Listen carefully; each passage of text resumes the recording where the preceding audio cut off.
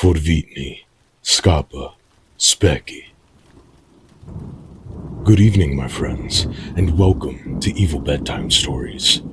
In tonight's video, I'd like to talk about killer clowns from outer space.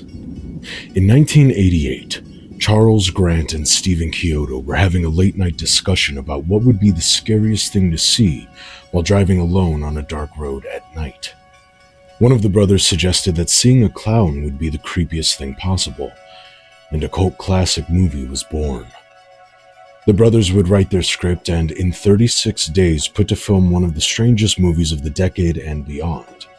Each of the brothers brought their own creative strengths to the production, from writing and drawing to donning the Clownzilla suit itself, and every moment of this film has the blood, sweat, and rainbow hair dye of each Chiodo brother suffused throughout.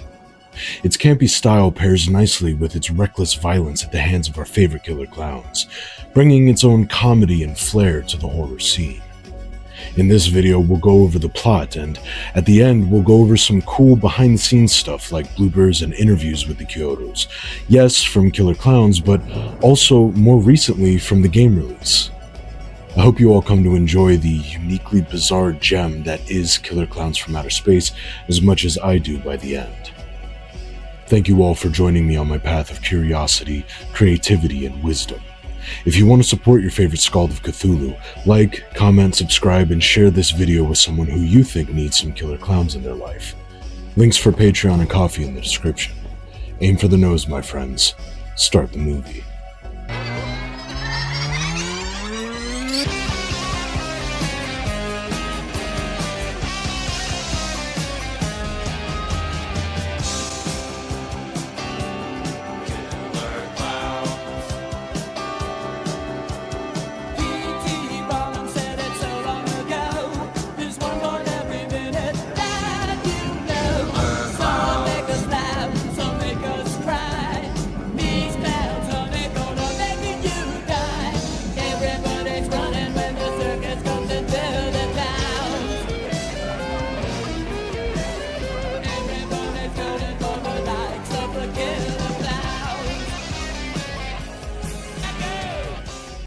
The opening credits play against a background of starry space. Strange, distorted laughter can be heard as a record spins up, and we get our title screen, complete with carnival rock intro music. It's an original song written for the movie itself, and it sings about carnivals and killer clowns, as we pan down on the exterior of a restaurant called Big Top Burger on a Friday night. The carnival motifs are everywhere, rightfully so for Big Top Burger, and we see a few bikers hanging out front. I want to pause here and point out that I found a few videos showing what the locations of the movie look like nowadays, and I'll be weaving them into the video as they become relevant.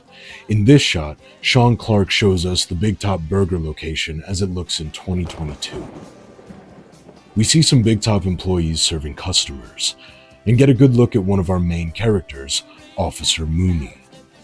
A chip on his shoulder, and most likely with some whiskey in the heavy ceramic mug he took out of Big Top, he sits back in his cruiser, eyeing the young hooligans running around.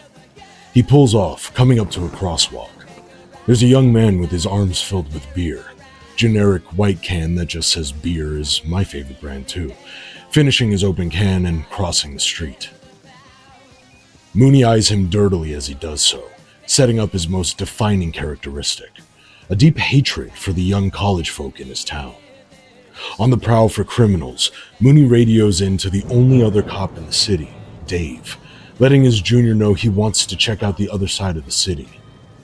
We cut to the top of the world, this small town's favored makeout spot for couples. There are 4 groups of young college kids, most of them couples, and the radio DJ plays a song just for the makeout artists at the top of the world. It's here that we get our first look at the most central characters of the story, Mike Tobacco, yes, that is the character's actual name, and Debbie, sharing what is obviously water in a champagne bottle in the back of a hatchback. We also see the beer-laden young man from before now devouring the face of a poor, helpless young woman in the back of a truck. And like a hammer through a window, the Terenzi brothers make their entrance. I'm Jojo, the ice cream clown with the bestest ice cream in town. We'll give you the stick, you give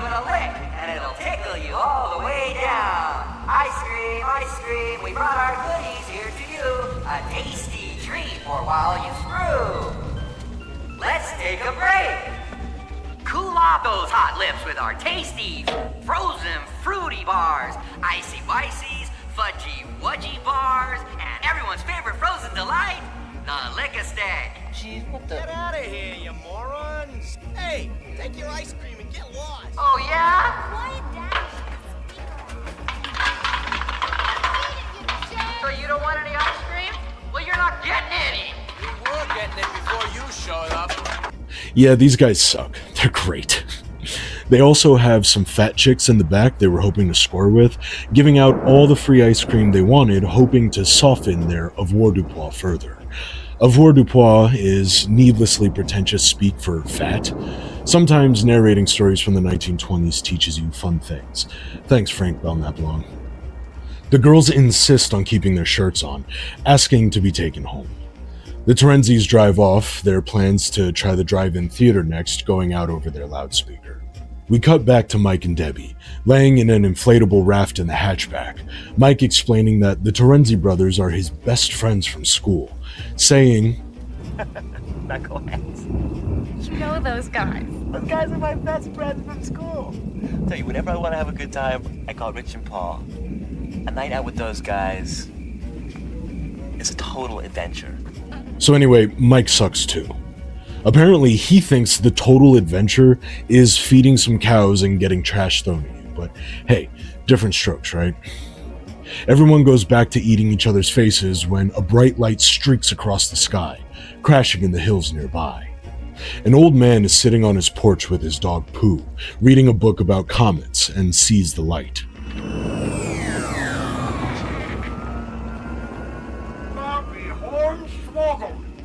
Did you see that little old sky jockey zip down in there, Pooh? Haley's comet, and he's landed in our backyard. There's going to be thousands of people are coming. They're going to have hot dogs, going to have helicopters and airplanes and tacos. This is our lucky day. We're going to be rich, Pooh. We're going to be rich. The old man grabs his lamp, shovel, and bucket, hoping to cash in on the publicity and popularity of what he thinks is Haley's comet crashed behind his house. Dreams of hot dogs warming his old bones into action. We cut back to Mike and Debbie, and the first of my many shut up Debbie moments plays out with her begging Mike to investigate. I want everyone to remember this point. Debbie browbeats Mike until he finally agrees to go check out the crash. We come back to our plucky old man and his faithful pup. I'll be greased and fried. What in blue blazes is the circus doing up in these parts? Yeah, I love the circus. Come on, maybe we can get us some free passes. We see the ravages of senility on his mind as he doesn't question the circus tent, nor remember that he was looking for a fallen comet, instead hoping to gain free entry into this circus from space in the middle of nowhere forest. The one thing that tips him off while looking for a ticket booth is the lack of people. He gripes to his dog Pooh about how he's going to see the show when we see a massive, clown-like shadow following the man as if it were his own. The shadow stops and turns, and Pooh stops as well, looking at the strange shadow thrown against the yellow and red tent. A strange green light traces a hole in the tent, and our first shot of a clown sees one capture Pooh in the large net. Though it's never confirmed, it seems very likely that the clown's first kill is, unfortunately, Pooh Bear the dog, just to let you know that they're really evil. The man hears Pooh whimper while being captured, turns around, and finds Pooh's red bandana on the ground, left by the clown as a lure. What in tarnation's going on here?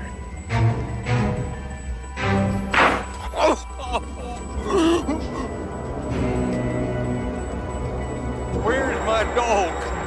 Where's my Pooh Bear?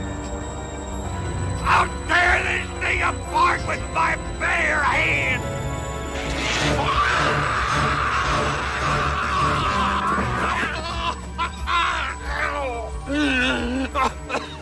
This thing is wired! Enraged by the disappearance of his pup, The old man punches what he thinks is a tent, but turns out to be solid metal. His hand hurt. He decides to grab the tent's cables, finding them electrified. He sits on the ground, shaking out the pain in his hands, when we get our first good look at a killer clown.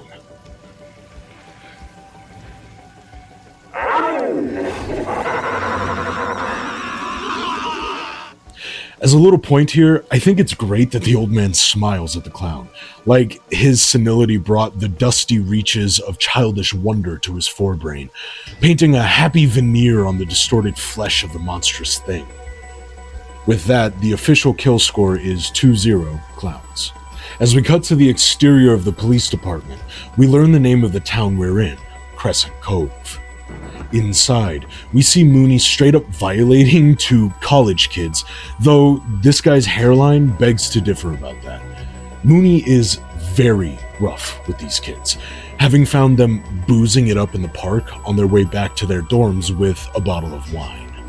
Mooney's borderline ephemophobia, second word of the day by the way, meaning fear of youth, and stark authority issues shine brightly in this scene, painting him an aging iron grip on the town. Dave, Mooney's younger, more level-headed partner, asks the two why they don't just drink in their dorms, trying to find compromise in the moment. One of the two says they don't have to stay on campus at all times, and Mooney throws him against the wall, claiming it's scum like them that are killing his town. Seriously, Mooney is such a dork. Dave breaks it up, and Mooney implies that it's because Dave may be harboring homosexual desires for the kids. We're gonna leave that where it is. Dave continues to try to de-escalate, and after Mooney tries to shame him for having gone through the police academy, defends his training and threatens to have Mooney's badge taken if he keeps beating up suspects. And we're just gonna leave that one where it is as well. Strangely, there's a lot of social commentary going on here, but we're not gonna really delve in those waters too deeply. This sets up another main aspect of Mooney's character, his paranoia at being pushed off the force. Mooney immediately redirects his anger back at the kids, throwing them in a cell. We cut back to Mike and Debbie arriving at a wooden gate blocking the dirt road they're on in search of the crash site. They decide to walk, with Mike making an uncomfortably long tracking joke. Yeah, looks like we're gonna have to walk from here.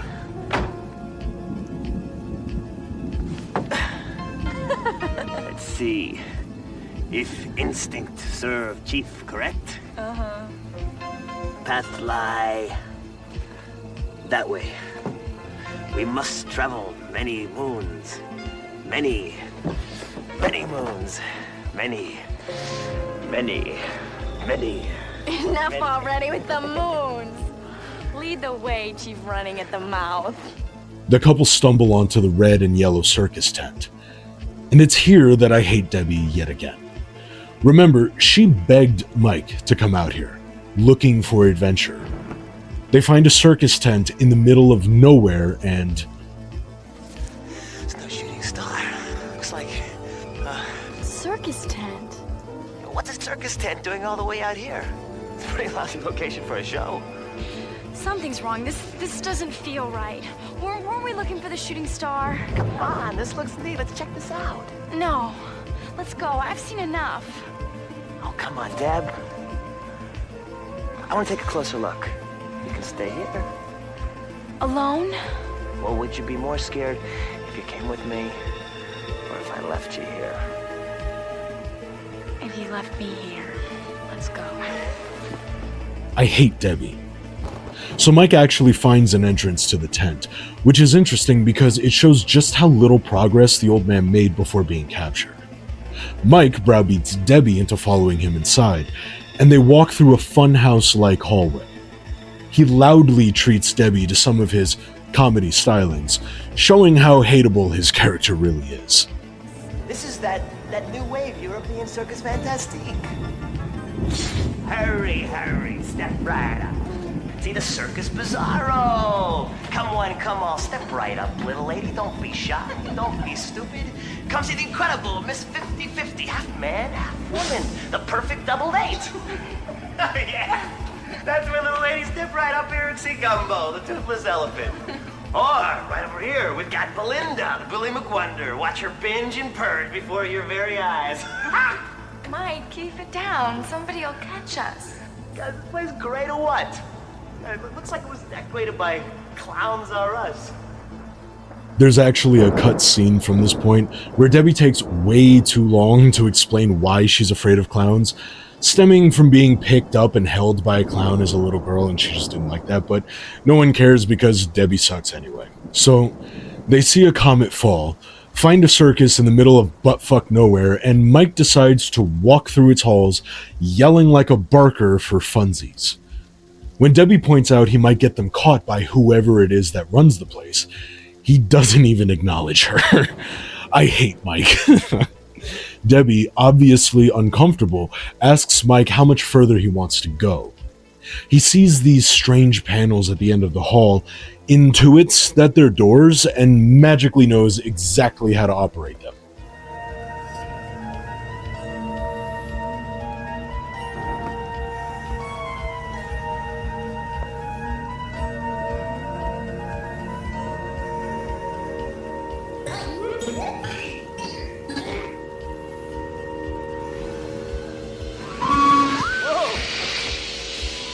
Not only does Mike's entirely random button presses work, but Debbie pushes them both inside when the door opens. Again, I hate Debbie. The couple come out into a Death Star-esque chamber that's mostly just an open chasm and a giant plasma globe connected to some wires, just doing its thing. The two finally realize they aren't in a real circus, but can't understand what it is they found. Is it a nuclear power plant? No. A missile silo? No. A military base? Shut up, Debbie. She does, however, piece together that they are inside the shooting star they saw, and it's as she does so that Mike notices something coming down the hall. The two of them escape, Mike yet again knowing perfectly well how to operate these alien doors. Elevators? Not sure. Anyway, Mike and Debbie come into a large room filled with a low-hanging fog and drooping pink blobs hanging from cartoonish hooks. A strange machine seems to be making popcorn under a large glass dome. Mike remarks that it smells like candy and jokes that it looks like a cotton candy factory, saying these must be where they dry it all out before shipping. I choose to believe he's joking here, and Debbie chooses to believe he actually thinks they're in a cotton candy factory and emphatically tries to convince him that there is something wrong. They stand in front of one of the pink blobs, Debbie telling Mike no one stores cotton candy like this. She is, of course, right, and Mike is, of course, an idiot because he tells her that this is cotton candy, reaching out to tear off a piece. Under the cotton candy shell, we see the bloody face of the man trapped inside. Look.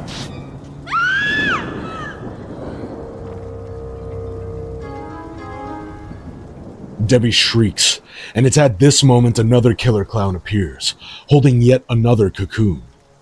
If we assume that the old man and Pooh are somewhere in this room as well, the score is 14-0 clowns. The thing hangs the cocoon on a rod and starts using some levers by the popcorn machine as if it were a computer of some sort. Mike and Debbie try to make their escape when Mike notices the face of Joe Lombardo in one of the cocoons.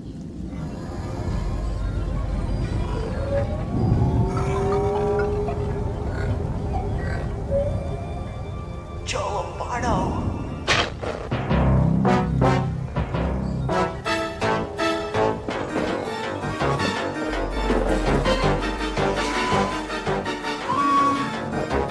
Down this way.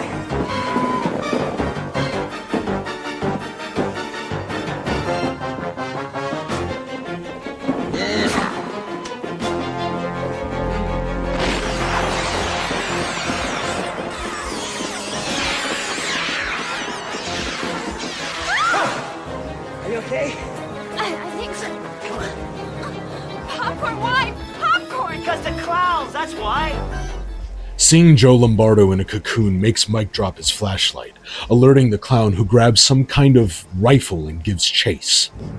The clown fires the rifle, coating Mike and Debbie with popcorn before they're able to escape into the woods.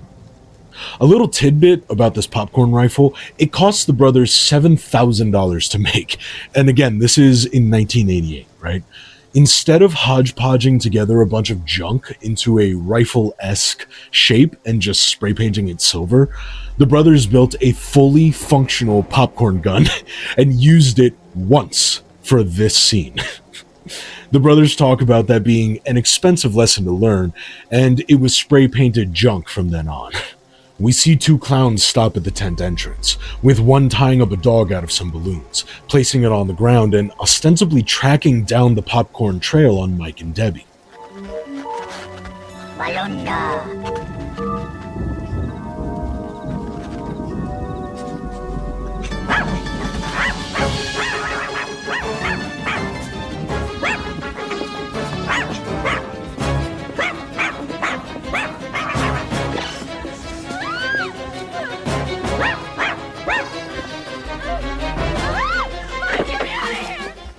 I love just how much popcorn is being thrown about while they come through the trees here, and you can see it's actually Mike Tobacco chucking handfuls up as they breach the tree line. They're able to get inside, and Mike backs into the clowns, running over the balloon tracking dog. Kill count is now finally officially 14-1 clowns. That's for Pooh Bear. Mike and Debbie get away, leaving the clowns in the dirt. They don't seem to be too bothered about being hit by his truck, though. The Chiodos have talked about what a pain the balloon dog shots were, noting that everything was fine until you put them on the ground, where they would pop on the grass. Some tape fixed that problem, but you can still see the clowns keeping the balloon dogs up and off the ground in the chase scene. On their way back to town, Mike and Debbie argue about whether or not to go to the police, Debbie saying she has a friend there who will believe them. We cut to a dirt road laden with fog, a sign saying Crescent Cove, 5 miles, and a whole gang of clowns slowly following the arrow's point.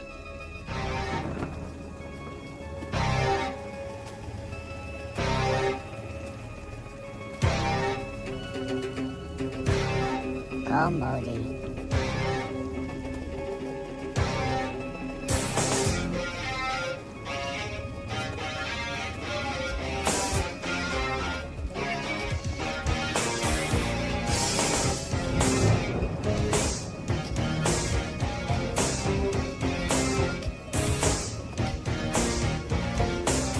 We cut to the precinct, where Mike runs over the curb and hits the back of a police cruiser. Dave, the young cop, watches on as Debbie rushes out and reports on everything they've seen.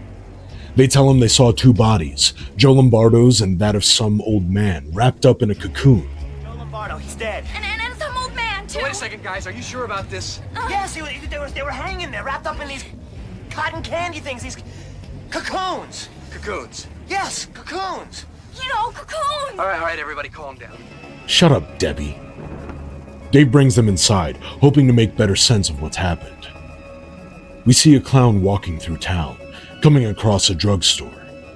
It mimics a mechanical monkey that's placed out front, pretending to be another machine as 2 young ladies walk into the store. Back at the precinct, Debbie recounts the night to Dave, with Mooney listening in beyond the door. Mooney very obviously thinks this is all a joke, telling Dave he was just out by the top of the world and nothing was going on there. When Dave says they claim to have seen dead bodies, Mooney takes it personally, asking if Dave would rather believe this tramp than him. Great job, Mooney. Someone comes in to report a crime talking about dead bodies, and you call them a whore. Dave insists on hearing them out, and Mooney sits down. It's here we learn that Dave and Debbie used to date, because Dave is obviously affected by her and Mike being up at the top of the world. Mooney recognizes Mike and his affiliation with the ice cream serving Terenzi brothers. Putting 2 and 2 together, he decides the brothers are enacting some kind of viral marketing scheme to sell more ice cream. Mooney entirely dismisses the trio, saying Dave won't make a dummy out of him. Dave brings them to his cruiser and drives away.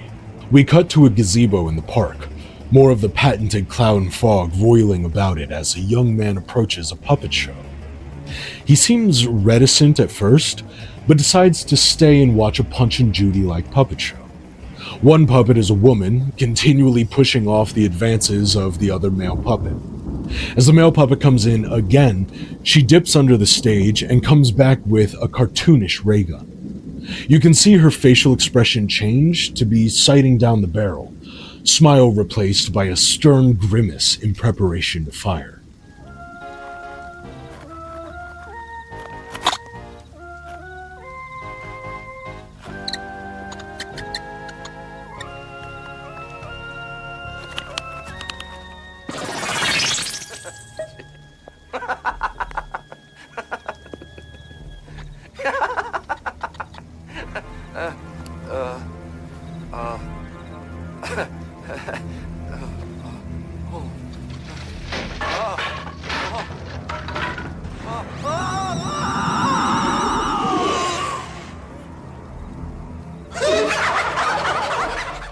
I'm pretty sure that Clown shot his own hand there, but whatevs.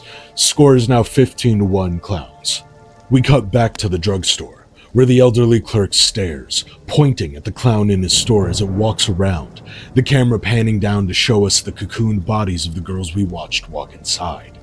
Which begs the question, why doesn't the clerk just run away, right? Like, he's just watching the clown ravage the back of his store, instead of getting the hell out of there.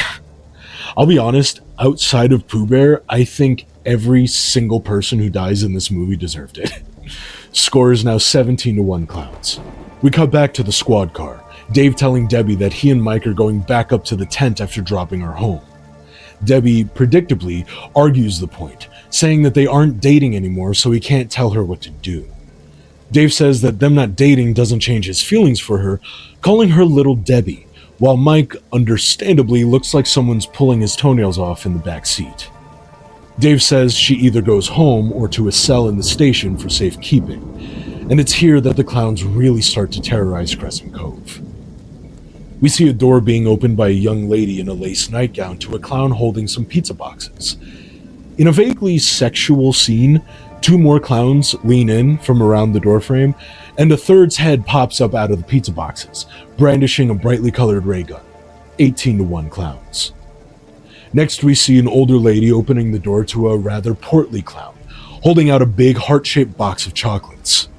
As she turns around to ask if her husband was behind the delivery, we see the thing pulling out a ray gun.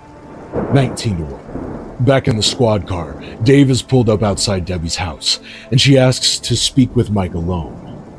As Mike processes that he's about to go up into the middle of nowhere with his girlfriend's cop ex-boyfriend, who still has feelings for her, on the hunt for dead bodies and killers.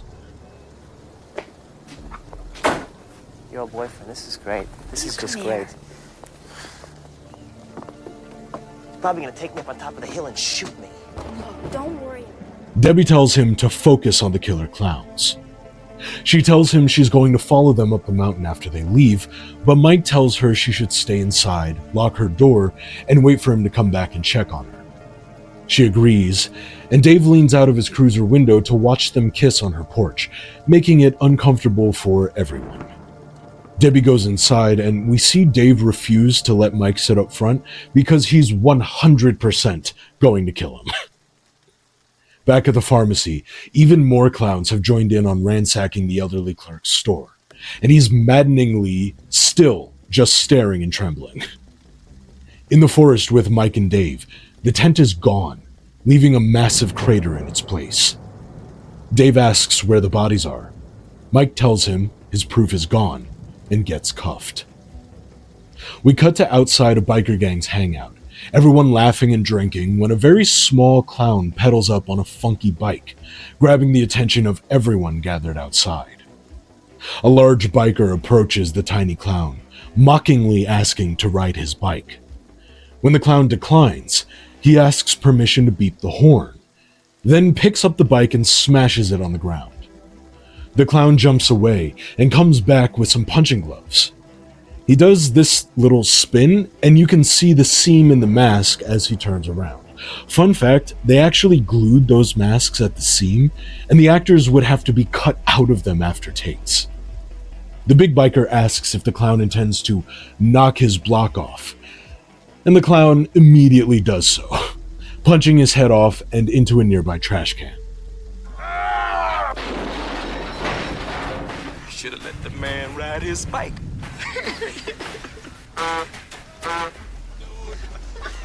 I'm sorry. I seem to have broken your bike.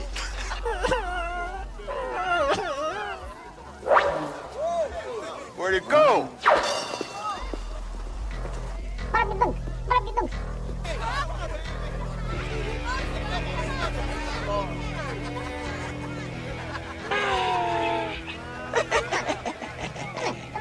What are you gonna do? Knock my block off?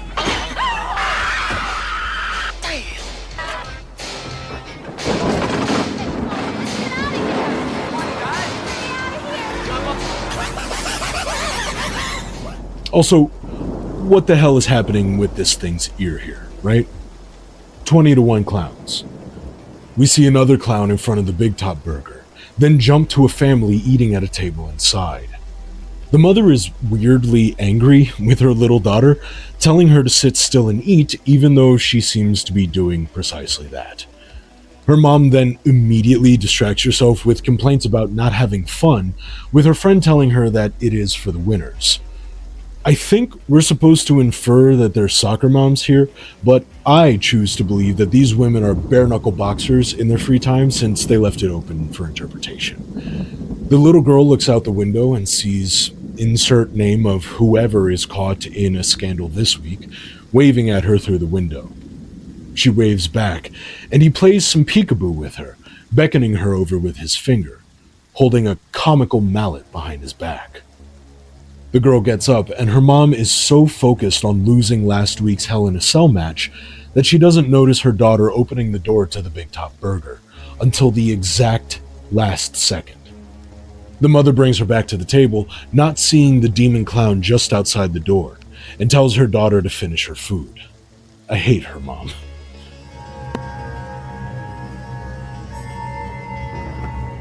Back here, young lady. You're not going anywhere till you finish your food.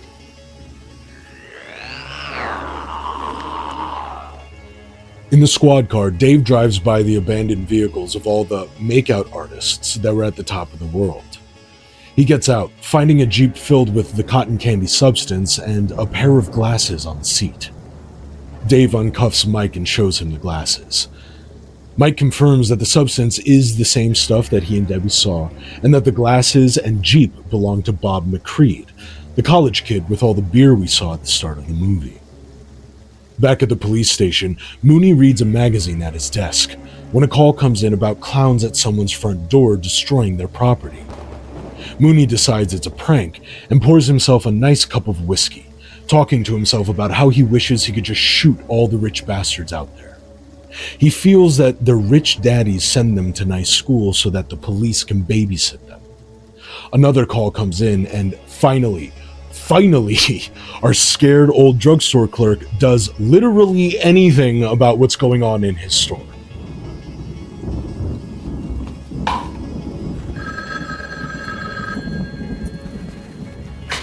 Police station, Mooney speaking. Yeah. Oh, Kurt? I think I have a bit of a problem here.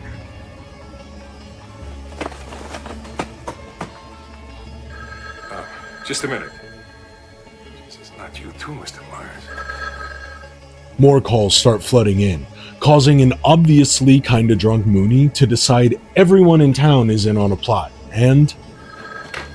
Police station, Mooney here. What? Oh, they took your wife away in a balloon? Well, you don't need a police pal, you need a psychiatrist. Mr. Myers? The brothers have the whole town in on this? What the hell with them all?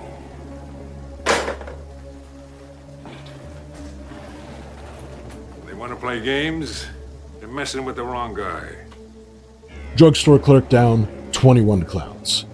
Our next scene is actually the inspiration behind the entire movie, as I touched on in the intro.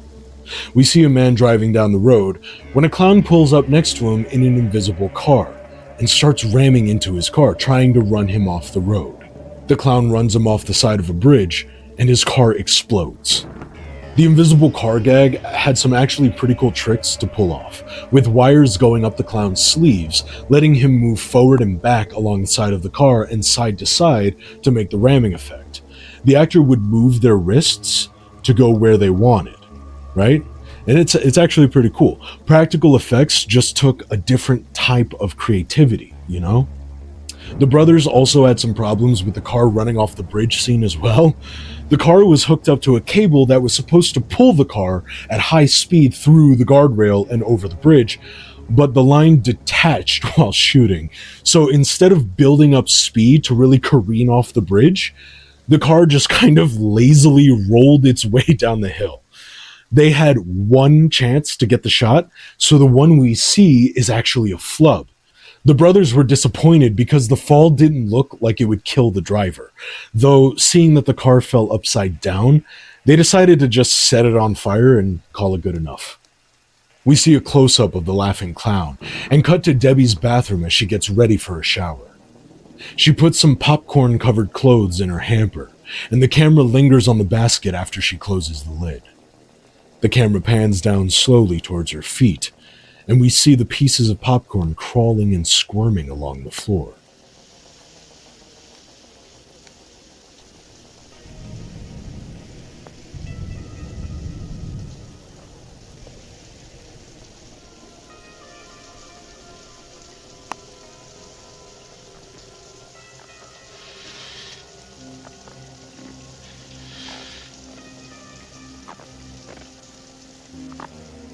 Behind the Big Top Burger, we see a clown sprinkling popcorn into the dumpsters, and hear some chittering noises as it closes the lid.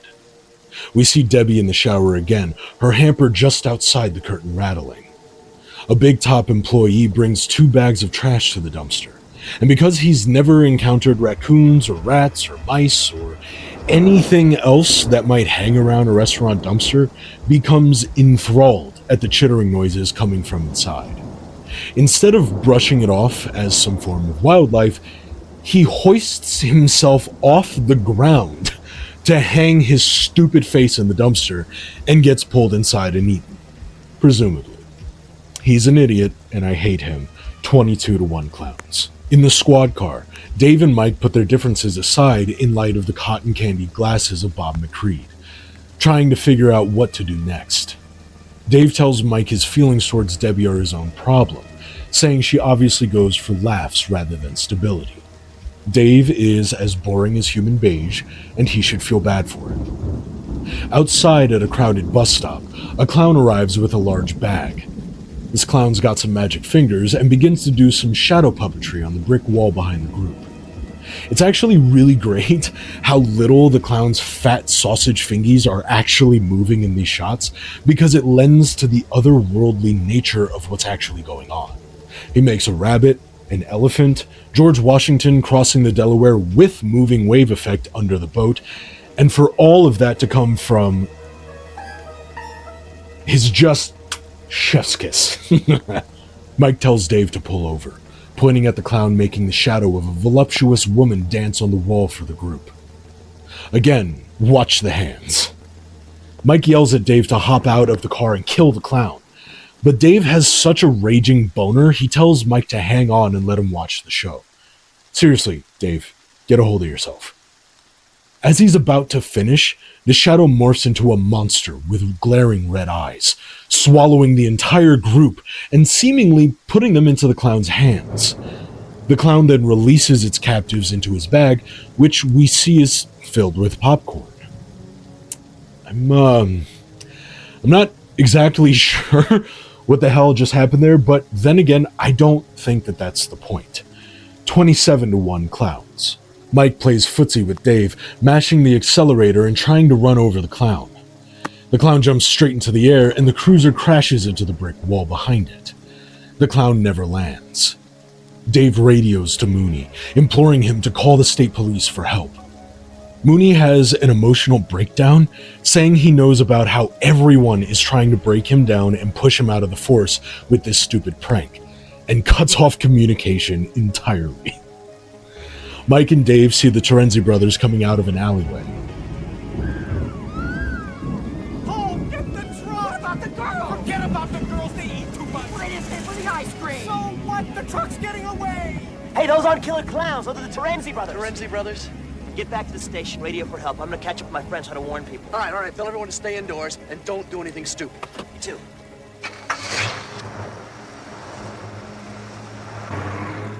Mike runs around a corner to find the brothers have crashed their truck into some garbage.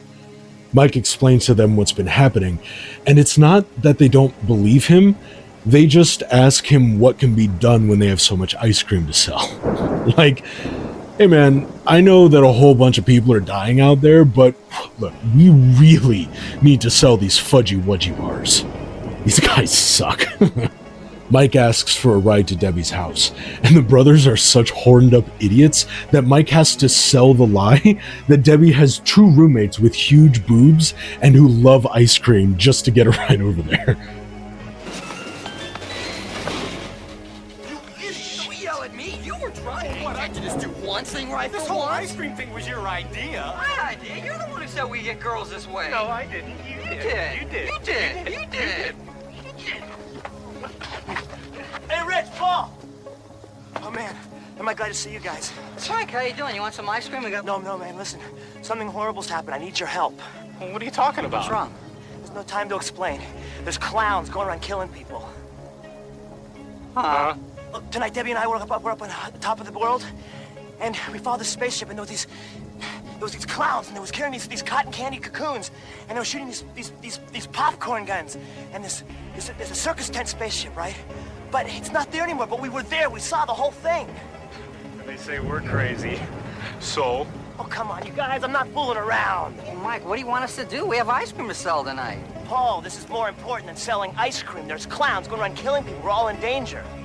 We haven't sold that much ice cream tonight. We haven't sold any. Come on, guys. Will you help me? Look, at least take me over to Debbie's house, okay? I think she's in danger.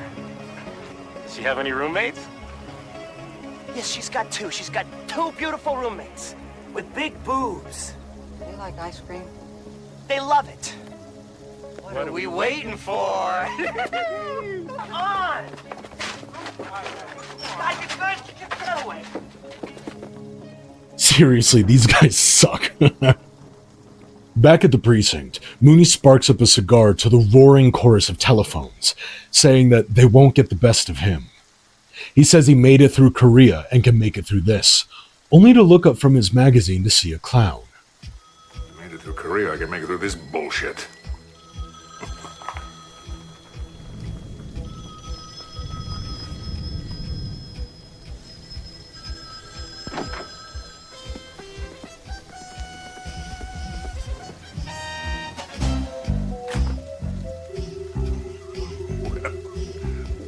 Goddamn to do.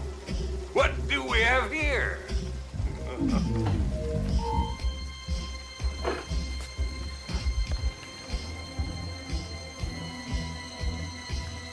Well, son, I think you made a big mistake. You're in Mooney's territory now. For me?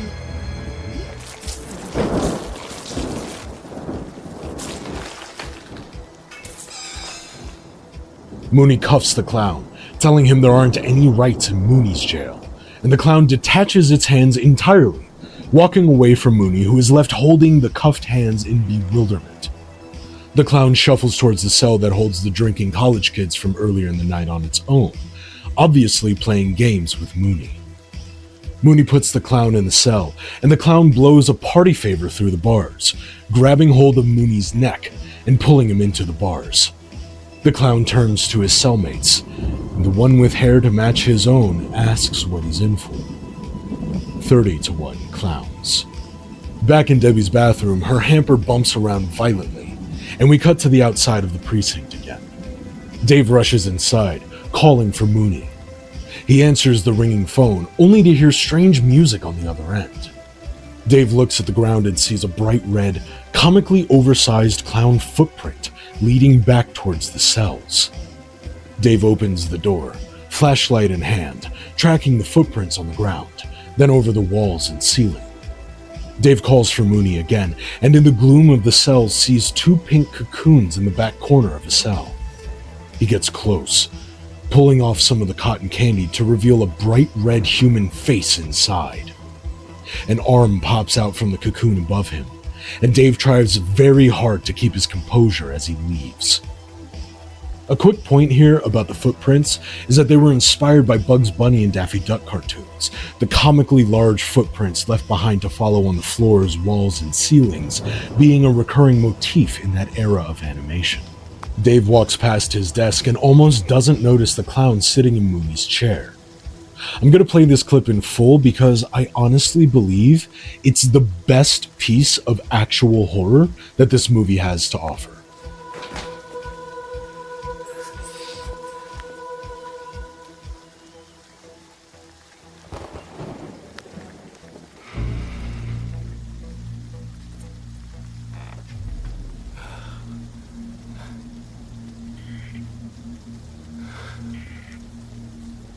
Hey, Jane. Who was the lady I saw you with last night?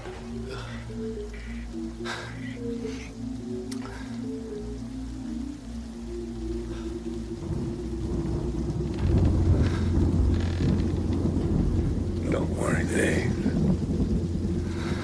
All we want to do is kill you.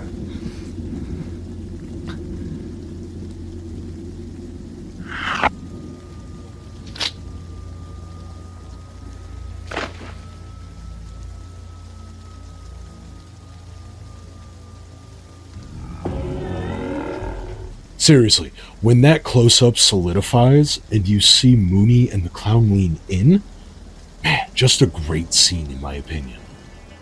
Dave opens fire on the clown, eventually hitting its nose, popping it into confetti, and sending the clown into a spinning green crystalline torrent before exploding entirely. They can be killed. 30-2 clowns.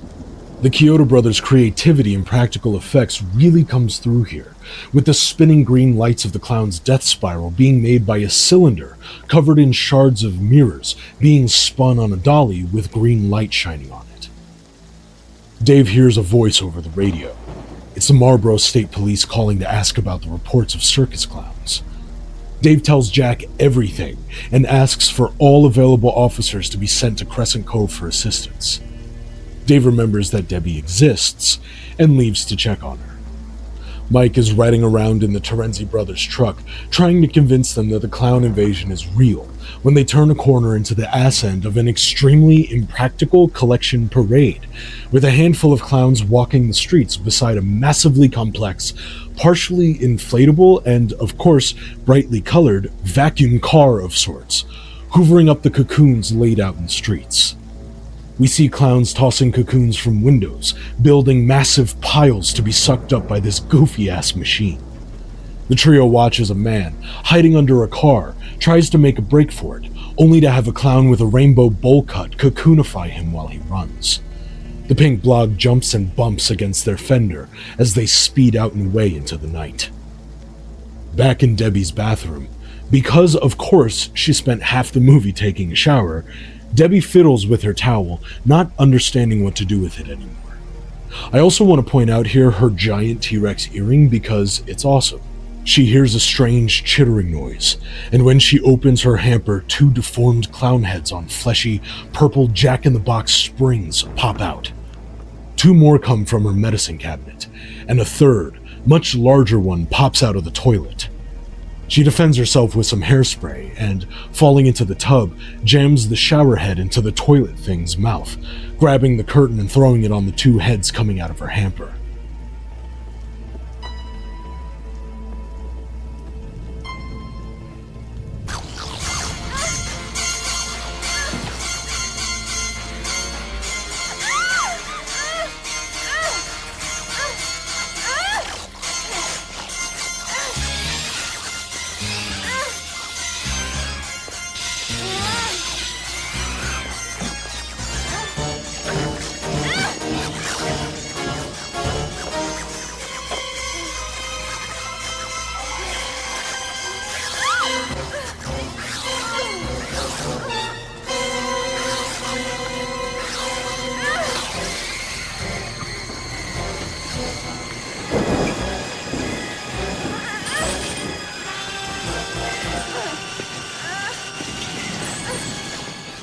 I actually really liked this bit here where the hamper hops like a fucked up jack-in-the-box.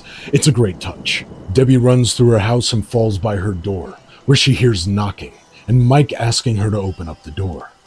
She does, and we all learn in that moment that the clowns can perfectly mimic human speech. She slams the door and runs to her window, almost climbing out before noticing the clown fire brigade with their trampoline ready to catch her below. She turns back, and the clown at her door is now inside.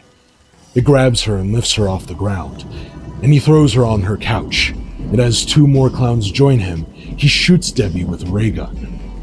Interestingly, its ray is different from any of the ones we've seen so far, this one being blue and swirly, and instead of being cocooned, Debbie is put inside of a massive yellow and red balloon. The infected red splotches on the sickly yellow flesh of the balloon lends it a really great biological grossness that I just really enjoy. Mike and the Terenzi brothers show up to Debbie's house just as a clown is affixing her balloon to the back of a small clown car.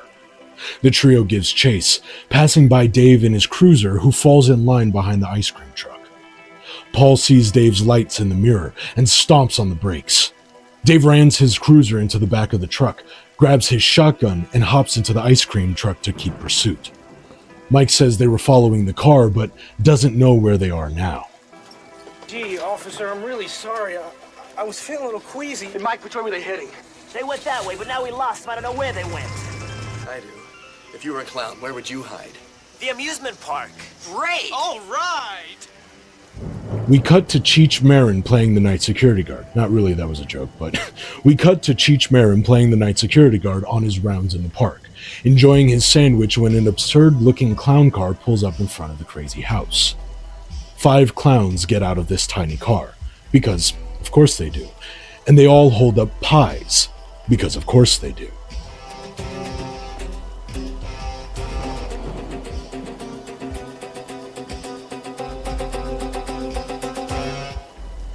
What are you going to do with those pies, boys?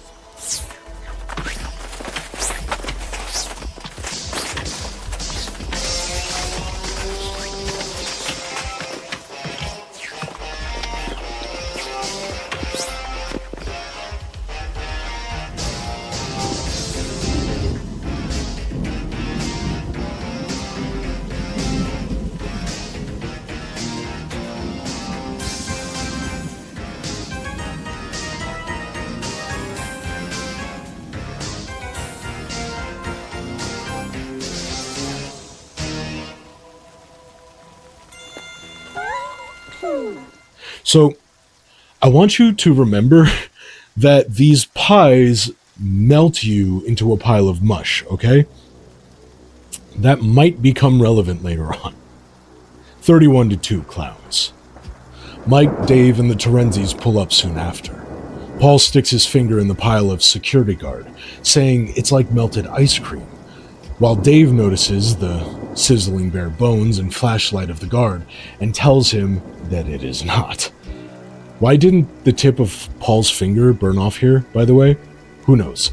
Inside the crazy house we go. We see the circus tent spaceship has been nestled into the top of the crazy house, and we watch as Dave hands Mike his flashlight, telling him to follow close behind. My stupid mic died 20 minutes before I finished the video, so now I have to redo the end, but that's great. Gotta love recording. Anyway, the 4 of them walk around a generally empty room with some large cutouts of monsters, talking about the prospect of help and what the clown's purpose might be.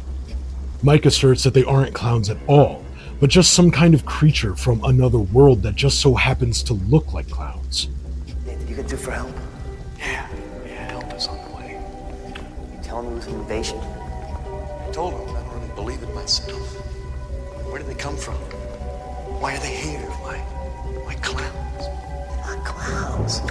Some kind of animal from another world that just look like clowns. Shit, Dave. Maybe they're the ancient astronauts, that came to our planet centuries ago. And our idea of clowns just comes from them. How come they're not funny?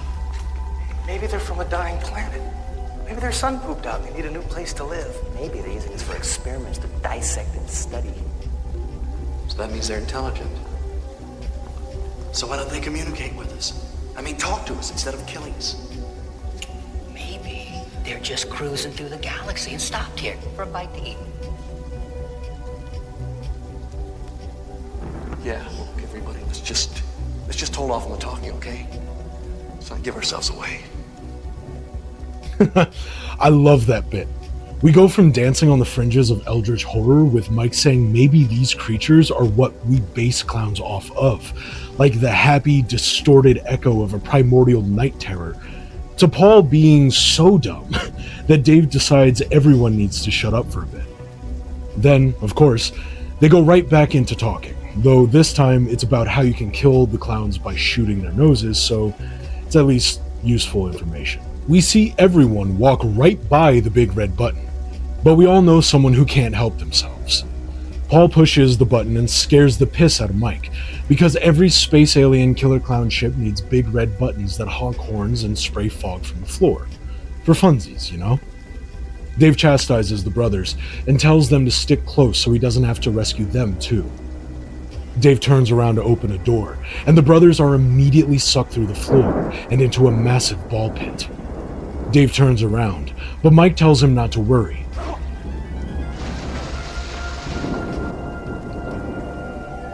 All right, let's go. I know where'd they go. What, Rich? Paul? Hey, look, don't worry about the Trenzy brothers. They do this all the time. Those guys are like cats. They always land on their feet.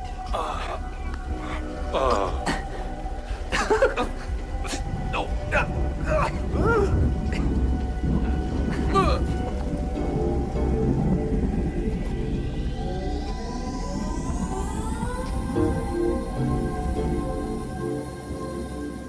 The inflation here is the best.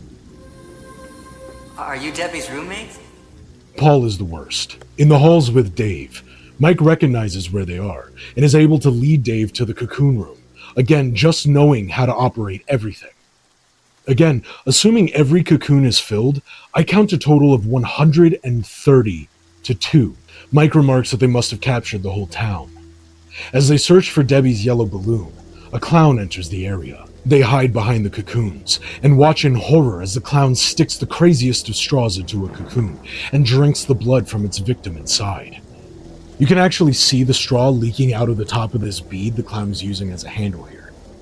When regular straws exist, that's just dedication to the form. Paul was right though. The clowns are hungry for their blood. Dave spots Debbie's balloon and decides to shoot it open. He manages not to shoot Debbie and starts to really cuck Mike by grabbing her tightly. I do have one thing though, and it's that she says she couldn't breathe. If she couldn't breathe in there that whole time, she should 100% be a corpse, but who am I to nitpick, right? We're talking about killer clowns from outer space. The three run off, but Dave holds back, saying there might be more people to save. 2 clowns come through the opposite door, and the trio run off into the funhouse hallways of the ship, another pair of clowns coming hot on their heels. Dave readies his shotgun and shoots one of the clowns, causing them both to explode into confetti. 130 to 4. More clowns chase them to the end of a hall, with just a pole leading down to a hole. Dave tells them to climb down, and he gets another shot off before following them down. Assuming the clown explosions chain like they did before, that brings the score up to 130 to 8. Dave might suck, but he's single-handedly carrying the resistance here. So the clowns have a pulsar lack. Moving on. The clowns chase the trio through a balloon-filled Tim Burton snake/anglerfish that serves literally no purpose other than just to be there, and up to a blue and white striped door.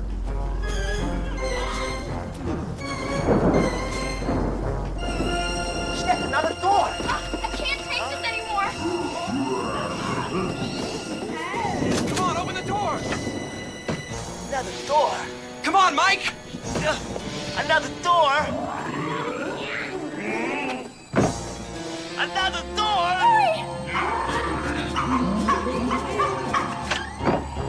Debbie, come on! Hey, come on!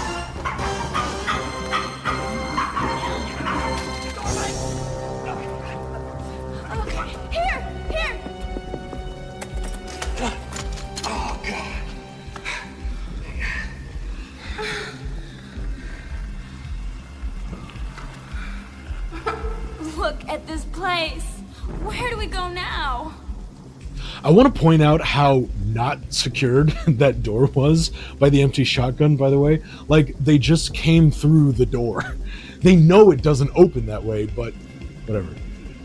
They have bigger things to figure out, I suppose. Dave aggressively grabs Debbie's hand, and they start to run off when a large group of clowns, all wielding melee weapons, backs them onto this massive stage. With the crowd of clowns swiping at their legs, we hear a great crash as the Terenzi brothers drive their ice cream truck through a wall.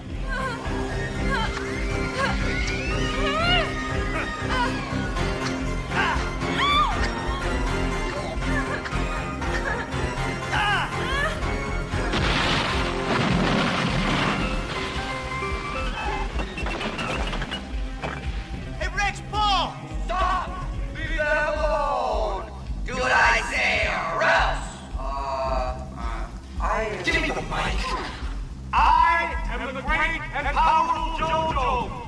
I command you to stop. Do not hurt them. Let them go. You will obey me. Let them go.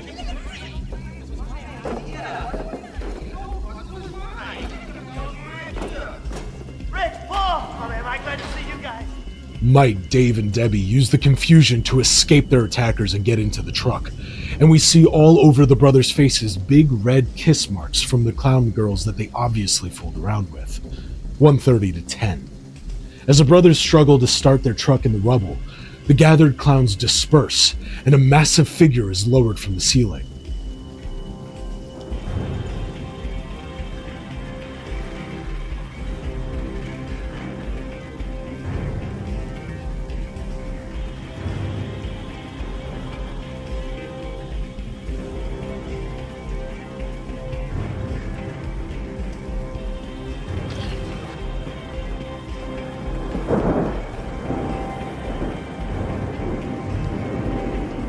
What was that?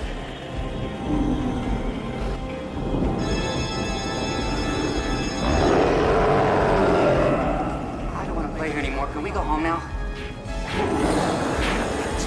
Just get out of here, come on. Everyone out of the truck, come on! We can't. It's rented.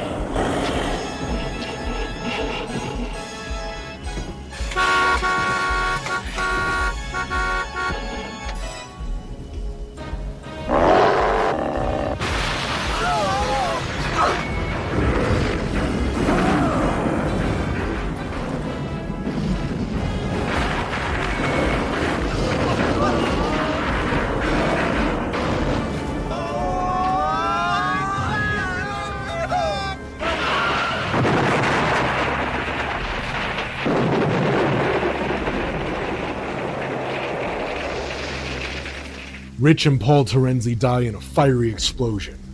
1:32 to 10, Clowns. Clownzilla notices the three remaining and starts running.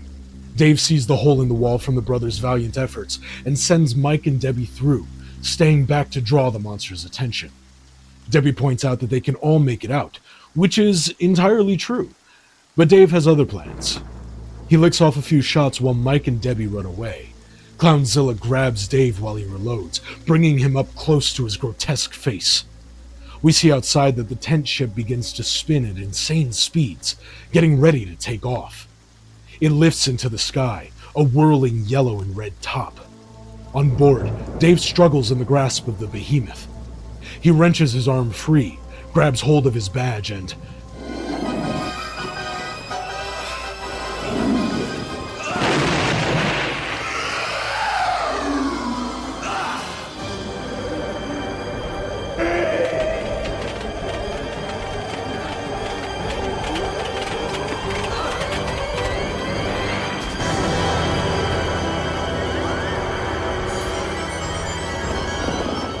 Dave pops the massive clown's nose, and because Clownzilla was also the ship itself, obviously, they both explode together, sending purple fireworks into the sky. The small clown car we saw falls from the sky, and as the Marlboro State Troopers train their service weapons on its wreckage, the door opens.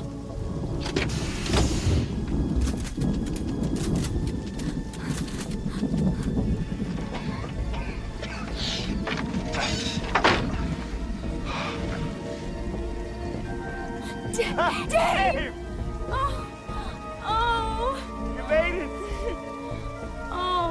man. Wow, what a ride! Well, that's the last time we let you drive. You're alive. Yeah, but I saw you guys get blown up in the ice cream truck. Oh, that? Well, we hid in the freezer with the ice cream. Yeah. Anybody want a dipsicle? You and your ice cream. What? How are we gonna pay for the truck? Don't blame me. It was your idea. No, it wasn't. You're the one who said we could get girls. Jordan, you said you I did could. not. You Hey, said- listen, if it wasn't for me, you'd be a dead French I fry. know. Oh, yeah, well, you'd be a dead popsicle.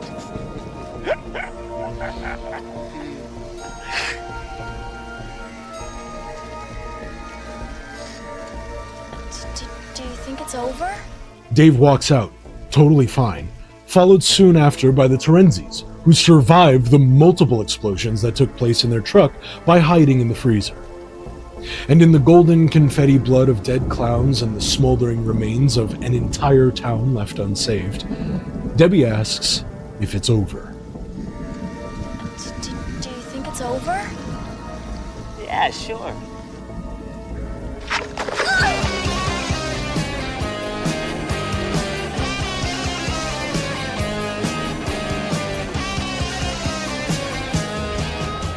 As Mike reassures her with a convincing, yeah, sure. They get covered in the acid pies we watched melt the night security guard. And that's the movie, guys. Just about everyone dies, a point that I always love in movies, depending on if you think that those pies were actually acid or not, and including the clowns. All the clowns died as well. Something I found funny in the behind-the-scenes stuff was that apparently no one on the ship was supposed to survive. It was supposed to explode, and then only Mike and Debbie live. Yet, after test screening the movie, audiences were unhappy with that ending, so it was changed to have Dave and the Terenzis survive the blast. Funnily enough, though, I personally believe that the pies are a subtle fuck you to the audience's sensibilities, cutting short just before we watch the survivors melt like the security guard on the boardwalk did. I think that they didn't save Dave and the Terenzis, they just ended up killing Mike and Debbie as well, leaving not a single survivor of the movie, because I don't really count the Marlboro police as, like, participating, really. They were just kind of observers, you know? Final kill count, and I believe that in me covering more movies on the channel, I believe that this is going to be a pretty rare one, a rare point, right? Is that the final kill count is a genocidal draw. Everyone died. That's great. I love that. So next, hopefully you all stick around a little bit for longer, because I'm going to be playing some bloopers. I'll throw in some of the deleted scenes, and then some interview clips that I found throughout the years with the Chiodo Brothers talking about Killer Klowns and where it came from, why they wanted to make it, and also, interestingly, griping about how they weren't able to make the apparently 10 movies that they say that they have the content for. They've apparently the brothers have wanted many more sequels, and it just never really happened. It seems to me, looking at some of the interviews, that it looks like at least 2/3 of the brothers are very excited at the prospect of more movies, where 1/3 of the trio may not really seem to be so interested. Perhaps that's an issue that has kept us seeing any sequels thus far. But one of the things that I find really interesting is that there is some footage of the Chiodo Brothers' first ever film that they ever tried to make when they were children, right? And it is really interesting because they talk over it about their influences and why they did the things that they did and all that stuff, you know, reminiscing on the piece of art that sent them down the pathway to go to college, right? Learn all of the creative stuff that they need to, from directing to you know, drawing and sculpting, right? Like the Chiodo Brothers had their hands in every single aspect of this movie, right? Clownzilla, one of the brothers plays Clownzilla. That's one of the Chiodo Brothers in that suit, right?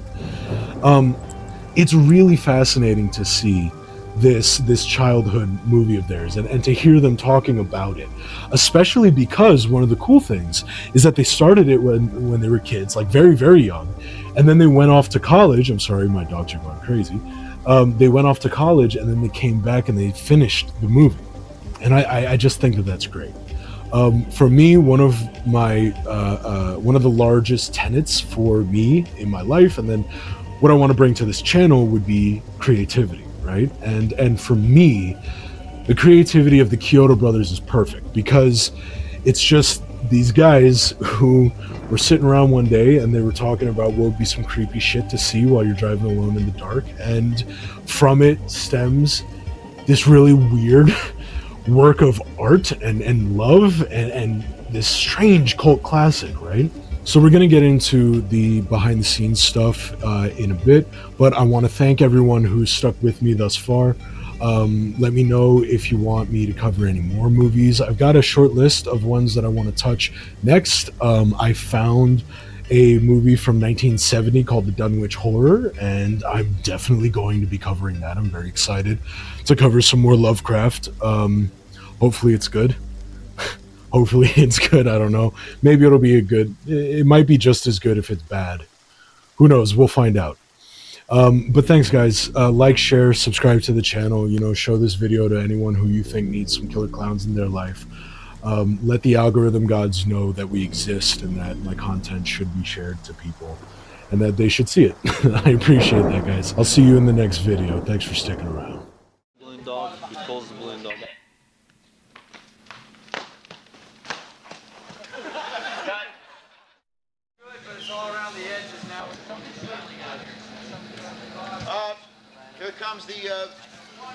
Here come the fog.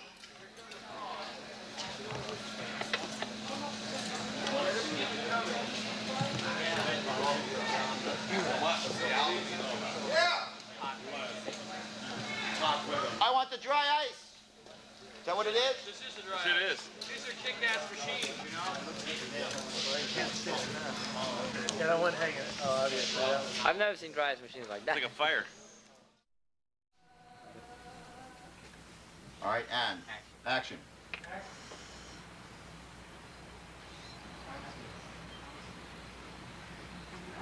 Action.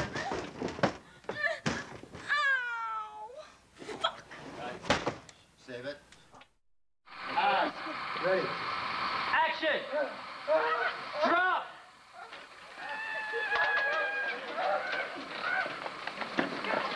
Same thing, Steven.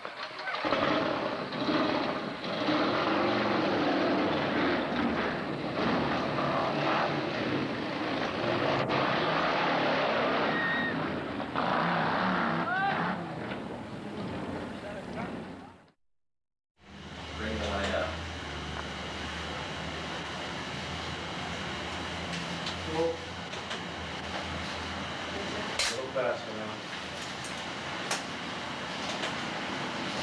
Take enough speed.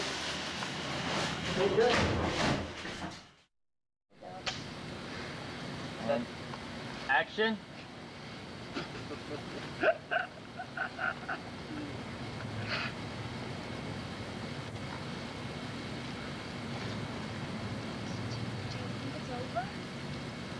Yeah, sure. 1, 2, pies.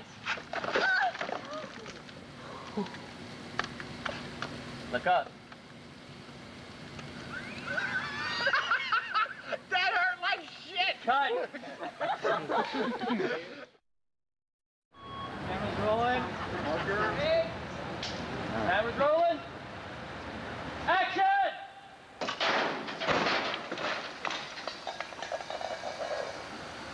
Yeah. And cut. Okay, one more time. We don't have any whiplash. All right, get out of there, run, get away. 100 yards away from you. Had to go back farther, because they didn't want this car to be careening onto the crowd, on top of the crew. And kill us all. The car went like a runny nose. It just dribbled over the cliff. You see it in the film. It's kind of unimpressive. Uneventful. And what happened in the end, I think, to stop the car from rolling down the hill it was on, they put a sandbag underneath the front wheel. And they neglected to take the sandbag away when they had the cable pull the car. So the cable snapped immediately. So the car just kind of rolled down the hill via gravity. And Actually, if it weren't for the hill, it wouldn't have gone anywhere, which which would have been better. We would have gotten a No, second take, It's maybe. just one of those crazy things that happens in production, and we laugh about it now. Grant that one cue. The run. Up there. Try to catch it, you folks. Roll the other cameras. Okay, action. Get out of there. Out. And action.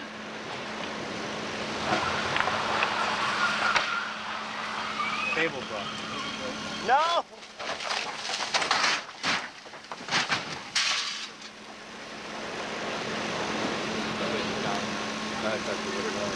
It's all right. Spin it. Fire. Action.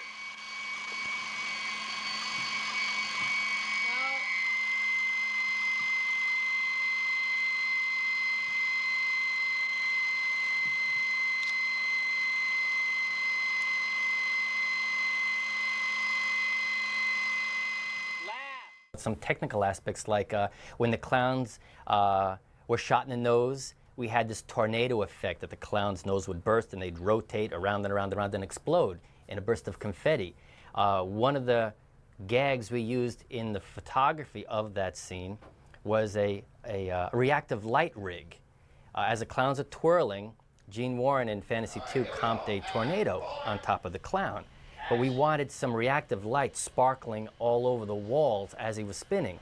We had this cylinder of cracked mirrors pointing in every direction like a mirrored, disco mirrored ball, and we rotated that with all these green lights shining into it. So we had this, like this cascade of these reflected lights beaming all over the room. And that was the reactive light that was then used as a background plate for this tornado effect that Gene comped on top.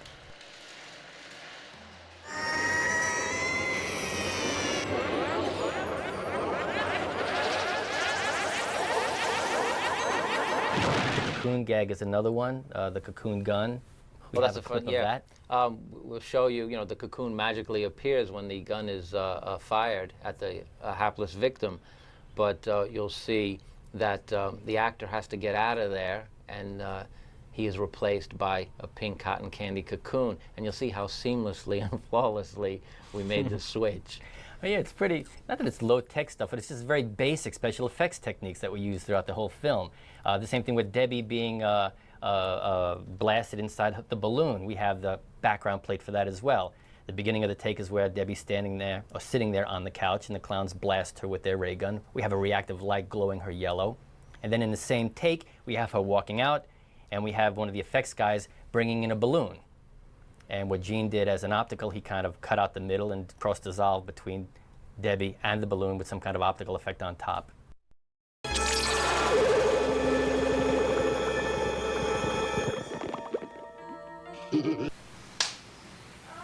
Okay, and action.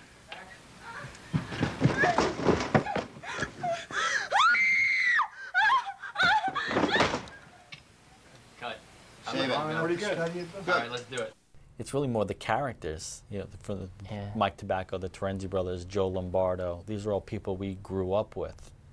So the cast of characters really are people that we knew. I mean, Terenzi brothers are very good friends of mine, and we always had fun adventures with them, doing stupid things as kids.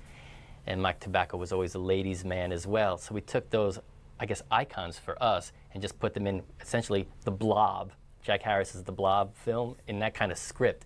Kids trying to communicate to the authorities that they're as monsters, with our friends as the main characters. We barely got away. Killer clowns from outer space. Holy shit. Hey.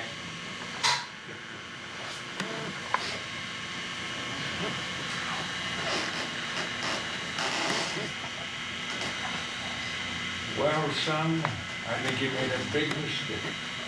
You're in movies territory. For me?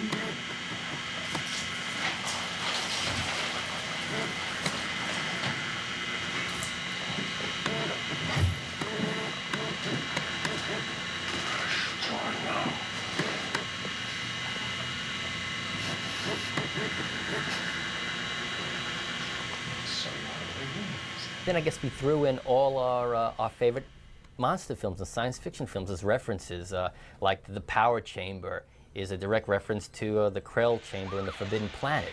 And well, I believe that's what a lot of filmmakers do. There's certain things that they grew up watching, motion pictures and television, that stuck with them. And I would say it's an homage. We're basically bringing it back with just a slight little twist. The Ray Harryhausen, Willis O'Brien, scenes. There was, Well, somebody had asked me if the cocoons were reminiscent of the pods in Invasion of the Body Snatchers, pulling the cotton candy away and seeing that face underneath it. I don't remember specifically being that reference, but I love that film. It must have been consciously. I don't think we did it, but it's imagery certainly ingrained in our vocabulary. It was our first film because we had done effects for a lot of people a lot of years here.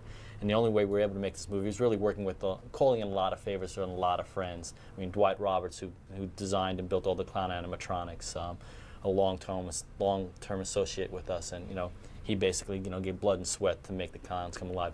Gene and Leslie over Fantasy 2 really could not make the film without them. Hey, can we speed that up, please?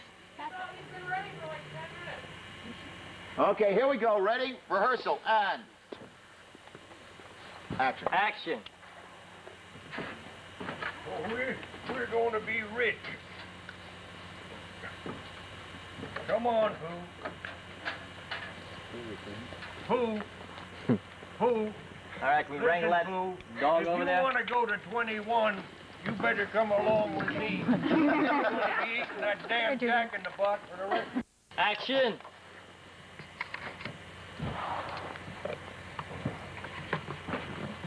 We're going to be rich, girl. This is our lucky day. But you're going in the wrong direction if you want to get something to eat, because I got it. Get out here, I might eat.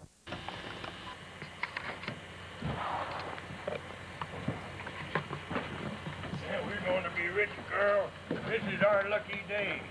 But you're going in the wrong direction if you want to get something to eat, because I got it. Out here, I might eat.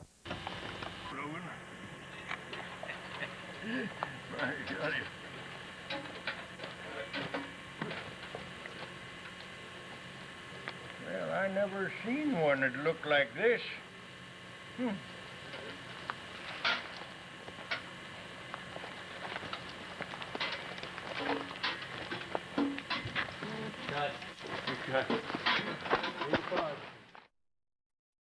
The business of clowns has been clouded for the past several years, but now with MGM stepping up, there's a little more direction, and so we're hopeful that maybe with the success of the re-release here that we'll be able to really do everything we thought we could do with the film. We always saw this as a franchise. By now we should be up to Killer Klowns 9 or 10, it's really rich in that sort of the clown motifs, the circus motifs, the the merchandising possibilities, and there's so many things that we left out in the first movie that we want to do, and there's just so many things that are still unmined in terms of clown antics.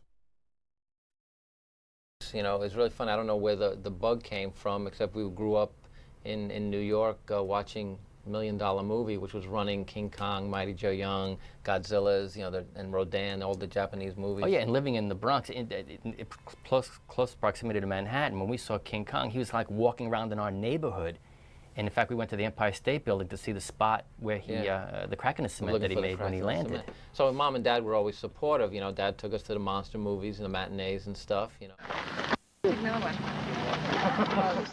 So when we were older, we got a camera, a Super 8 camera. Actually, it was an 8mm camera, and we started recreating those famous films that we saw when we were young. We did stop motion, we did puppets, and we started making films in the basement. Yeah, I don't think they really understood what the drive was to tell stories, create images. But they were supportive. But they always, in the back of their mind, well, learn computers, learn electronics, have something to fall back on. But they never discouraged us. I mean, they bought us the cameras, they bought us the film, got us things processed.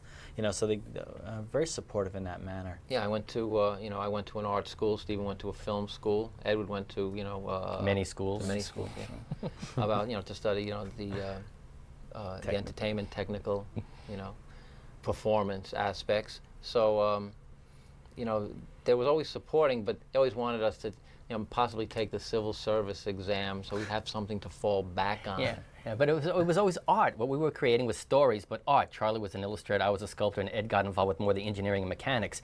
And everything we've done in our careers, both in filmmaking and both as effects supervisors, we just throw tons of art. It's sculpting, it's painting, it's sewing and welding. It's all these arts and crafts thrown together. And the best thing is making a film, utilizing all of that art. Even today, I still don't think they really understand what we do, but we seem to be doing okay.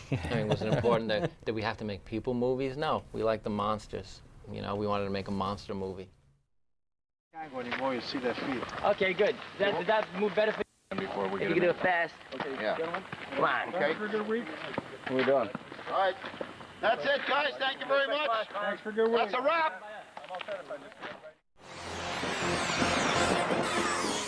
Yeah, I mean, given the nature of an effects film, Killer Klowns is not the kind of film that you just put actors, on a nicely built set and shoot dialogue. There are a lot of elements. There's an art department element that has to be considered in just about every shot of the movie. You're designing a new look for things. The clown spaceship itself was a whole nother thing. Philip Foreman, my art director, he came up with that kit of parts to be able to reuse elements, instead of building things from scratch and discarding them, which would have been not the best use of our limited, resources and budgets. The design aspects of it started, by I was looking at the script, talking with Stephen and Edward, but since Stephen was directing, I wanted to get an idea of what he would like to see, and I was thumbnailing and roughing out a lot of boards for approval by Stephen, and on some sequences, I just sort of did my view of it, and then had Stephen go back in and correct things, and change angles, to his specifications. Something as simple as the balloon animal and the balloon dogs was a difficulty, because when you put them on the ground, balloons popped as soon as they came in contact with something like a pine needle. Little things like that. So all of a sudden, who has to think of a solution? They said, Charlie, what do you do? The balloons are popping. We can't shoot. So I go, well, let's get some latex and put some latex on the things. Take a hairdryer, dry it. That problem was solved. The vacuum machine that we built, I did a conceptual sketch, showed Philip. Philip said, you don't want it to look exactly like this. I said, you know what? In feel, it has to look like this. The details, not important. So he put, he and the crew, they built onto an existing pickup. Dave radios to panels, Mooney, imploring him to call the together, state police garbage for can luck. lids and stuff that you put For in, luck? like bread baskets. You What? paint them. For help? And you put them. If you see them on the table, they're bread baskets. If you Why put did them I on a write pickup luck? truck panel, For it becomes help? something from outer space. Why am I dumb? Which is great. And Philip had that great. He's amazing at kludging things together. Like I said, we spent $7,000 to make a practical working popcorn gun. I did a drawing, and the guy sculpted, molded it, matched it, put a working air mortar in it, spinning popcorn in a fan, and it worked. For the one shot, we used it in the picture. And Philip said to me later, I could have built you something like that with sparkless bottles and stuff like that for about $100, and I believe him. And I think we could have, and I've taken that philosophy with me now when I build things. It's not that important to follow a drawing necessarily. The feel would have been there, So working with Philip was invaluable in terms of that learning curve. But the sequences that we're going to be seeing is the colliding clown car with the rig, which was a brilliant rig that was attached to the car, that the actual performer, he had headlights attached to his clown feet. And he had a control in his glove that by just moving his wrists, he can control his forward and backward movement and his side-to-side movement. So basically, we told him what we wanted him to do. We shouted it to him, and he would go, okay, go left. Ram the car, vroom, vroom, vroom. Go forward, catch up to vroom, and he would go. And all this was being on a practical rig that was attached to the understructure of the movie car, you know, and it was a pretty amazing thing. It was built by a guy named Jarn Heil. Something as simple as the pizza gag. We wanted, conceptually, girl answers the door, and there's a pizza delivery clowns. Pizza, right?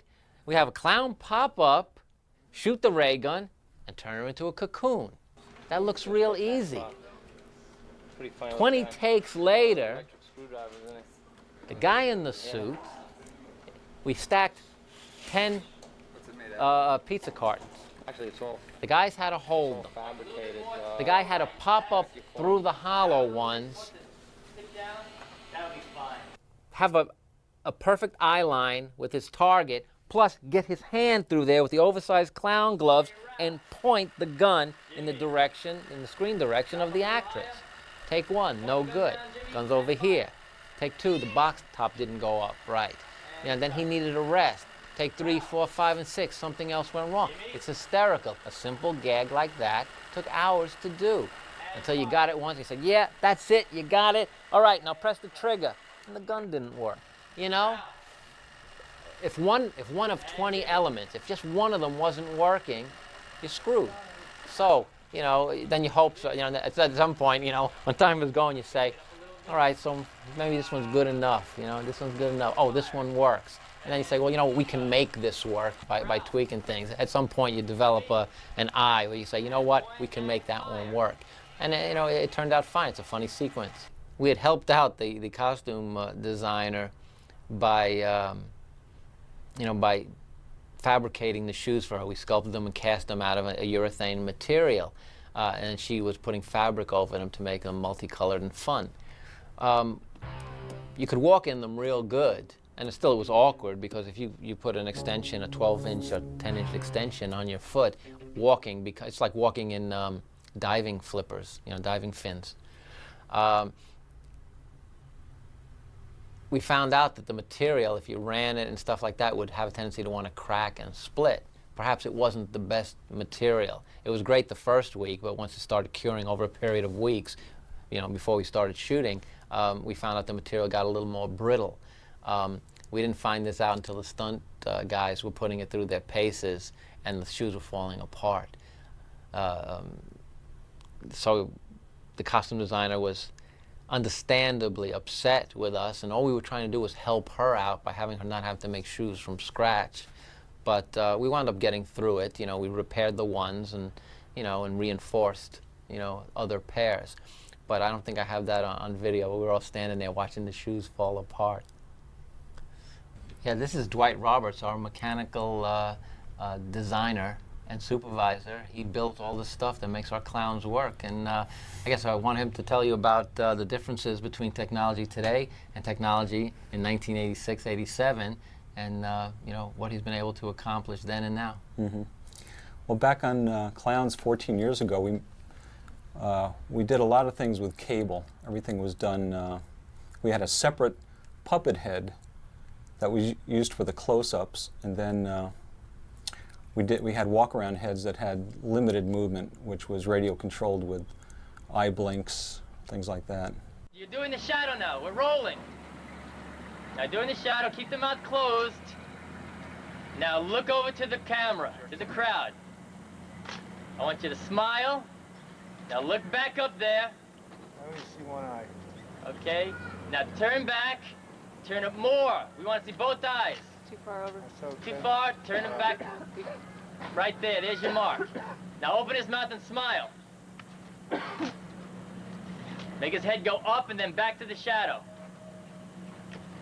A little quicker on those moves. Now he's close the mouth. Close it all the way. It is. That is it. Okay, keep it rolling. All right. Some of the funny stories, you know, with some of the unique challenges that Clown gave you. Well, when, let me see, that one evening we had Tiny, where he's knocking the block off the biker. Yeah. You know, we had the life cast of the actor that night, make the mold, make the rubber head that had to knock off all in the same evening. It was pretty crazy trying to get that done. Marker. Action. Cut. Do it again. Action. Cut. Save it. Marker. Action. Cut. Save it. Marker.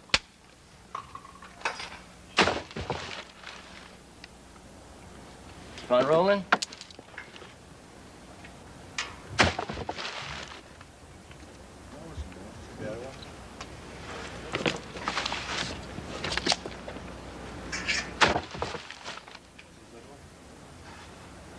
Cut.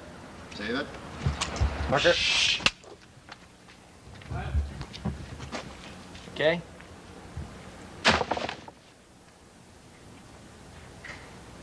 Keep on rolling.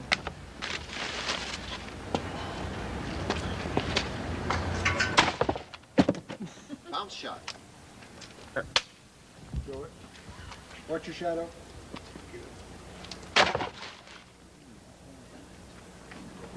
When Tiny was in the cocoon room, right, and he was sucking the sucking the blood out of the cocoon, we had to modify a head really quick. I think we glued fishing lines up inside the mouth so we could pull it back and forth. That took like 20 minutes. We had to quick rig up fishing lines and. Well, that was interesting. Yeah, I think, remember, you made a quick modification on it. The natural movement was mouth open and closed. By Dwight wiring it shut, when he hit the cable control, it made a very natural sucking movement. And he rigged that up. It's just one of those things, Dwight knew what he had to do, to get the thing to work. And it's one of the more, the more striking images when the clown is actually sucking the brain goo. Basically the materials that we used were what back then? Materials as far as the skins? Fabrication on the... Yeah, we had foam latexes on the head, which were... basically, we still use foam latex today. The materials have gotten a lot lighter. I think we've, after a lot of experience making puppets, we've realized we don't have to go quite as strong in some of the parts, so everything has gotten lighter. That's how we can sort of build everything into one head. Yeah, we're planning, actually we're going to be doing some tests on possibly a new clown head and just incorporate all our new technologies and see exactly how small we can build a killer clown head to fit on an actor and still be able to do all the stuff that we need to do. Another interesting material, which is, has some advantages to foam in terms of reality, is that silicone stuff that we're using now. Well, silicone is pretty interesting. It looks very realistic, and it has some good stretching and flexing qualities. The drawbacks are it's heavy. It's a little harder to work with as far as animatronics, but I think we'll probably be using that. Yeah, it's like anything. It's like the effects thing. It's a mixed bag. What you do is you use the right materials, the right techniques to do certain things. I think Dwight pulled quite a few tricks out of the bag. Everyone had to think on their feet. We threw a lot of interesting problems at him that he had to solve, and it worked out pretty well.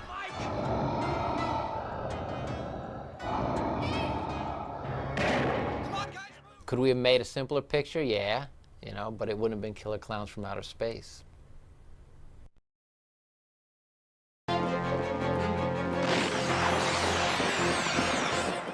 My name is John Massari, and I'm the composer for Killer Klowns from Outer Space, which I'm very proud of having been one of my films that I've composed music for.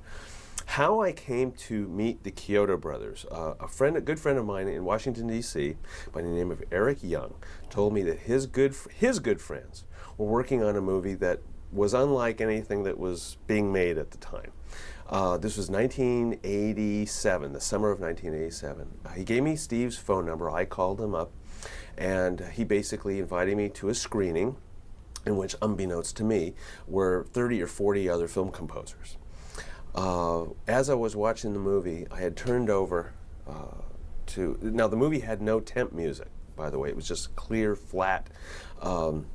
We were just watching the movie on its own with minimal visual effects. And at one point I turned over to the person sitting next to me and I said, since I was a kid, clowns have scared the you-know-what out of me. And the guy turned over to me and said, "Yeah, me too." And I found out that later on, that person was Steve Chiodo. I was sitting next to the director. Anyways, we did a blind demo.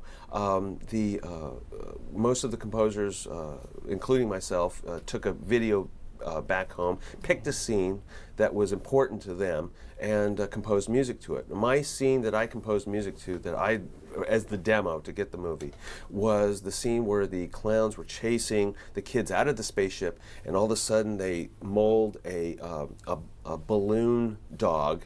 They kind of sculpt it, and the dog comes to life, and they chase after it. And I just completely honed in on that. I said, "That's it. This is my picture. I know I got, based on my inspiration for that particular scene, I got it." And I got the call a few days later. He says, "You got the job."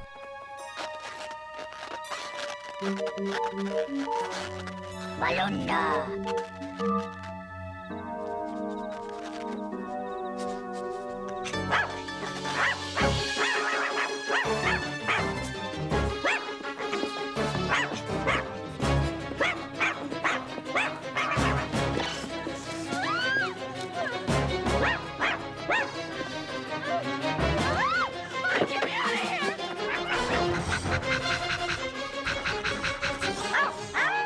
So then, after that, I met with all three Chiodo brothers, and we discussed the type of music they want. They said we want nothing that was done before. Everything's got to be almost done backwards. You know, if the scene's got to be done with strings, do it with percussion. If it's something that should be sustained, just jab and just completely do it differently. So that's what I did. For 3 weeks, I worked by myself.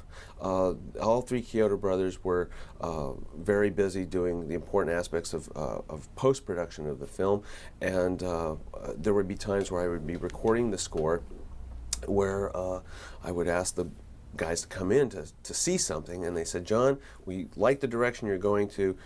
Right now, you're the least of our problems. We can't even tell you what we're doing right now." And to this day, I kind of don't know what they were doing, but I'm sure it was very important. And I believe it's very important to acknowledge the fact that the scoring of the first cue of the score was done on Halloween. October 31st, 1987.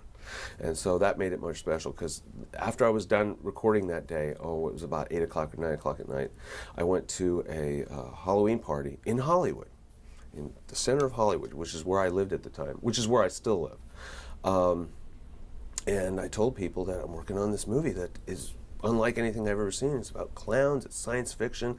It brings back all the memories of me when I was a kid watching sci-fi movies in the theater, and it's just such a great experience. And when I told them the basic outline of the movie, I thought I was out of my mind. I said, no one's going to understand what this movie is about. There were people that got it and those that didn't. And I found the people that got it are really nice people. People that get this movie are really nice people. That's what it comes down to. People that don't get it, I think, have issues. I hate to use that word, but I think they have things that they have to settle in their life. And when they get that settled and they view Killer Klowns from Outer Space again, the child in them will come alive again, and they will be right with the world. After Killer Klowns from Outer Space, after that score, I was ostracized. However, certain aspects of the industry did ostracize me. However, 3 months after I scored Killer Klowns from Outer Space, I did the theme for The Wonderful World of Disney. So I went from one extreme to another. And to be honest with you, it did great things for me. And there are certain old school aspects of the score that I think we wanted to have certain things that sound like it was old 50s type of music done with just bongos and vibraphones, because in those days that's all they had budgets for. So we didn't want to over polish it, and at certain times we wanted to make it sort of elegant in a way. The most elegant scene for me was when they stepped into the big reactor room. They were in this little tent that they thought was a little tent, and all of a sudden there's this fourth dimension. There's this huge reactor that goes up to infinity and down to infinity. And I had written a piece of music a year before after I went to, I was in Paris, I was in the Notre Dame Cathedral, and I sketched out this little tiny theme, which I used in that scene. I thought this would be great for someone that walks in a huge cavern or something like that, and that's what that was. That's where I used that particular theme.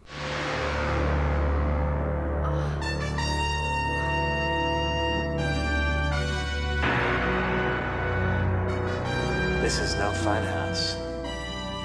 No circus either.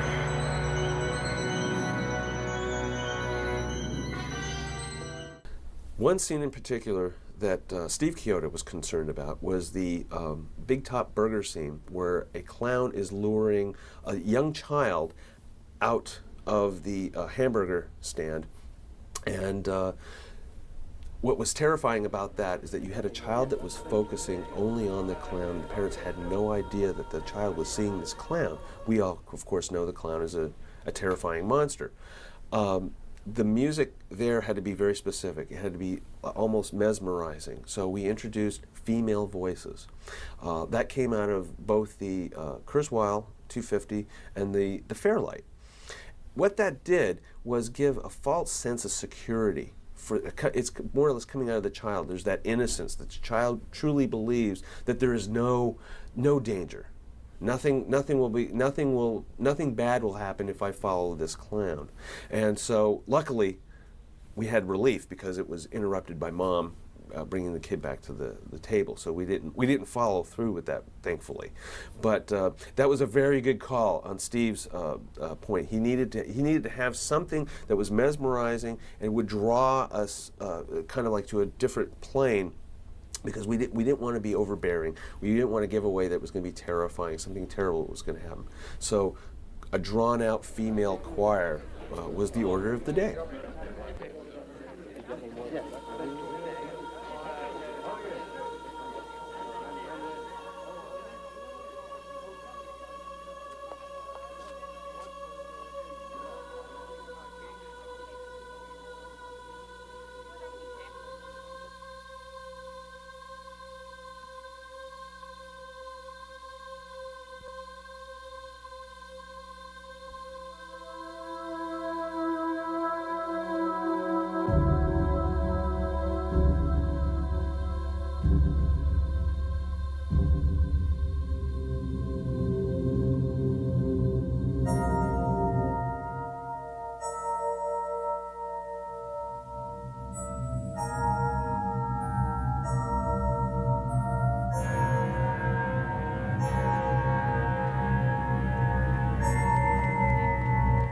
Back here, young lady. You're not going anywhere till you finish your food.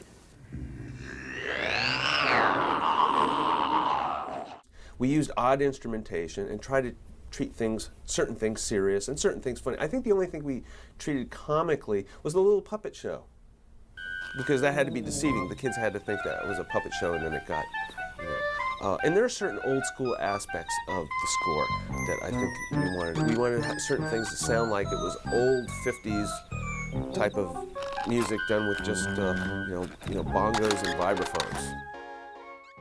And I will tell you the equipment that we use. At the time, the really hot sampler was the Kurzweil 250. Can I plug that? I don't know if I can. It was the Kurzweil 250 and the Fairlight, which at the time had a whopping 400 megabytes of memory with 8 megs of RAM, which at the time was considered very fast, and a processor that was just over 100 megahertz. So that was considered hot rod in those days. So we got, from those samplers, we got the acoustic instruments, we got the strings, we got percussion, we got timpani.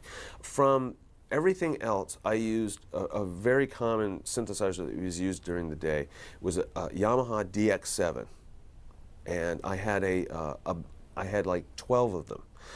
They were in modular form, though. That wasn't like a big keyboard. It was just a modular sort of thing.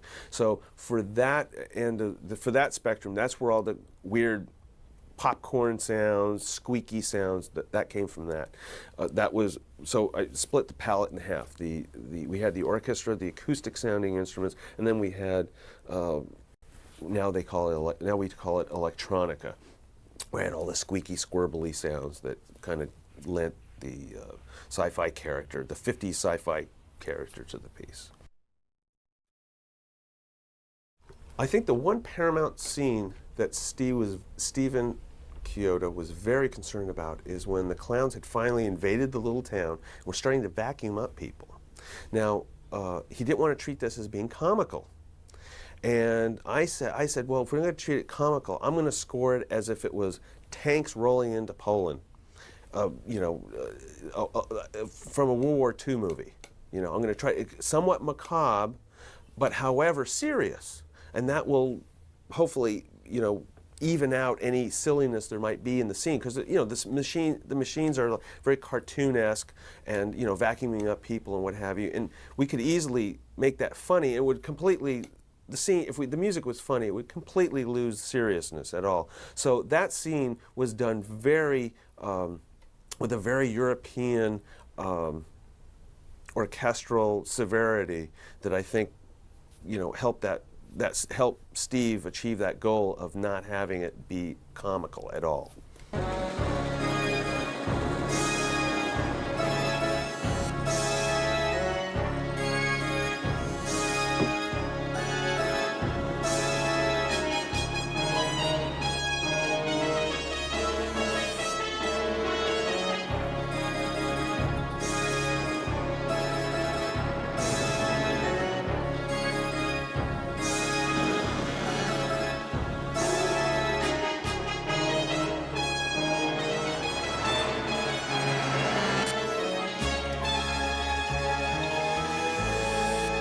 I basically just let the kid inside me score the movie. Because if I was 11 years old, this is the movie I would want to see. And can I say how old I am, by the way? As of this date, I'm 44. I still want to see it.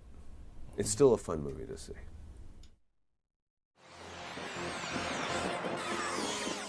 You know, we couldn't do this without Gene Warren. An integral part of the special effects, created the special effects, the optical effects in Killer Klowns from Outer Space.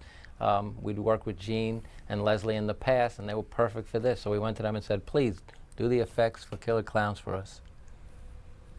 They were also right out back. Yeah, we were down next the door alley. neighbors. We were next door neighbors.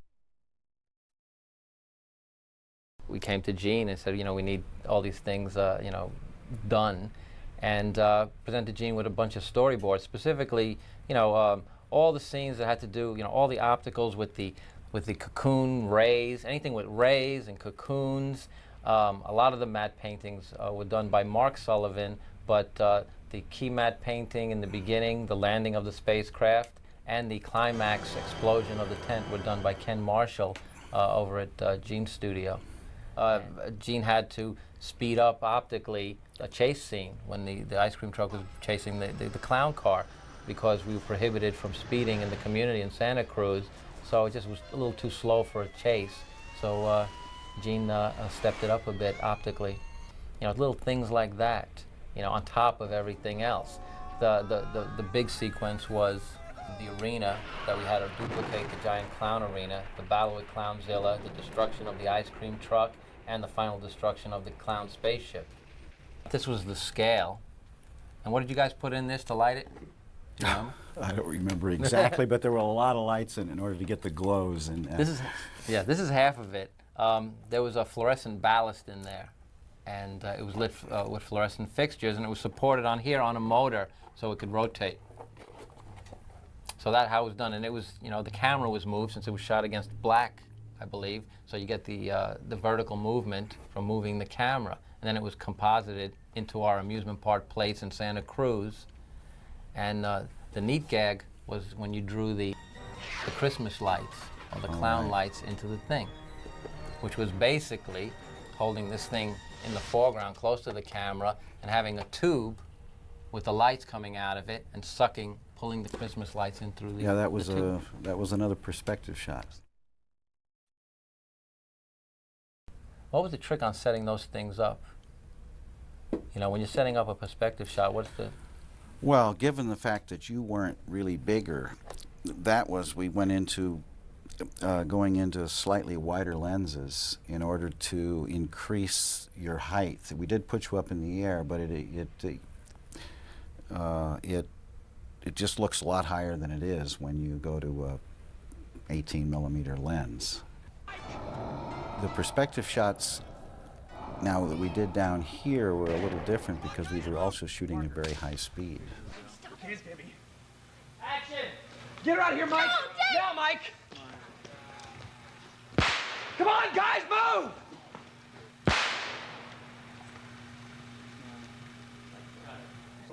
Marker. We can't, Debbie. Okay, here we go. Action! Mike, get her out of here! No! Now, Mike! Stay! Come on, guys, move! Marker. Explain the, to the fans, the rate that you choose, the frame rate, and why you choose to 200 or 300 frames per second. Come on, you! That the normal operating speed of a camera is what? 24 frames per second. Well, it has to do with the scale and how far something moves by gravity. It's the best way to determine it. If I drop something 30 feet, it takes 1 second to fall. And if you build something half scale, 15 feet high, it's only going to take approximately a half second to fall. There is the acceleration rates, but just to make it simple, so you would shoot somewhere close to 48 frames a second twice to make it appear that action would happen the same it would at full scale. And the same thing, if you drop down to 1/4 size, you'd have to keep increasing your frame rate. So now, it doesn't work 1-to-1. Yeah, so I was 30 close. feet tall. I was 30 feet tall. You were supposed to be 30 feet So we had to tall. shoot, what, 6 times? Well, we did most of the stuff with U4 because there is a point of diminishing returns on this. And some things act the same no matter what, like water. You always have a hard time with water because it doesn't want to do anything other than what it does. You can slow it down, but a water drop only gets so big.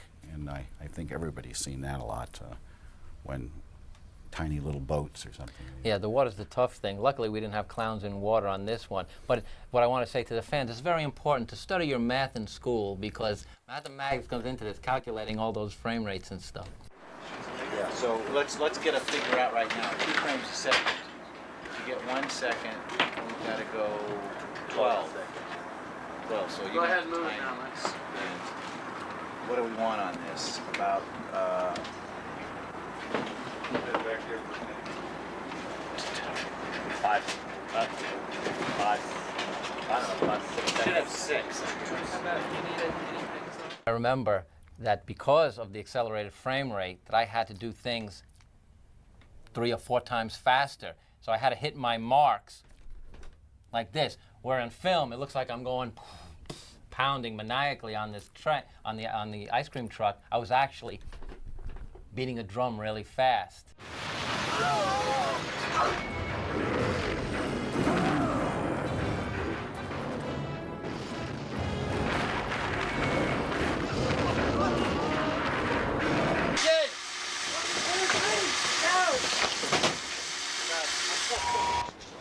So on action, Charlie, you start dragging that thing towards you.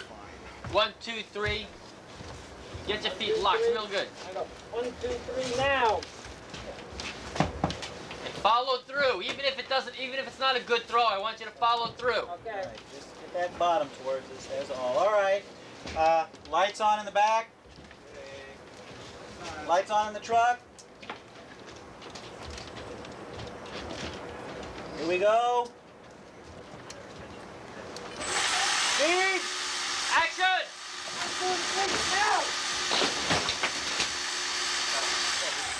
It's real good. Can you hold it right there for a second, Oh, Charles? it's now the nose of the truck Oh, but it fell back in. is in. You'd be out of it. Come on, look and see how it ends. There was some matte paintings. To me, the complex thing, and we shot the background plate of the cops in the parking lot, basically cut off, half of the frame, the upper half of the frame. And you had your matte artist, Ken Marshall, come in and composite a very complicated rotating tent, explosion effects, fireworks effects, reactive lighting on the matte painting. the other sequences that you know, I remember I did the original matte painting for the landing of the spaceship. I'm an illustrator, but not necessarily a matte artist. So when I showed him the forest scene, you know, Gene immediately saw it and said, "Well, we need to build more contrast. I can't get an exposure off of this."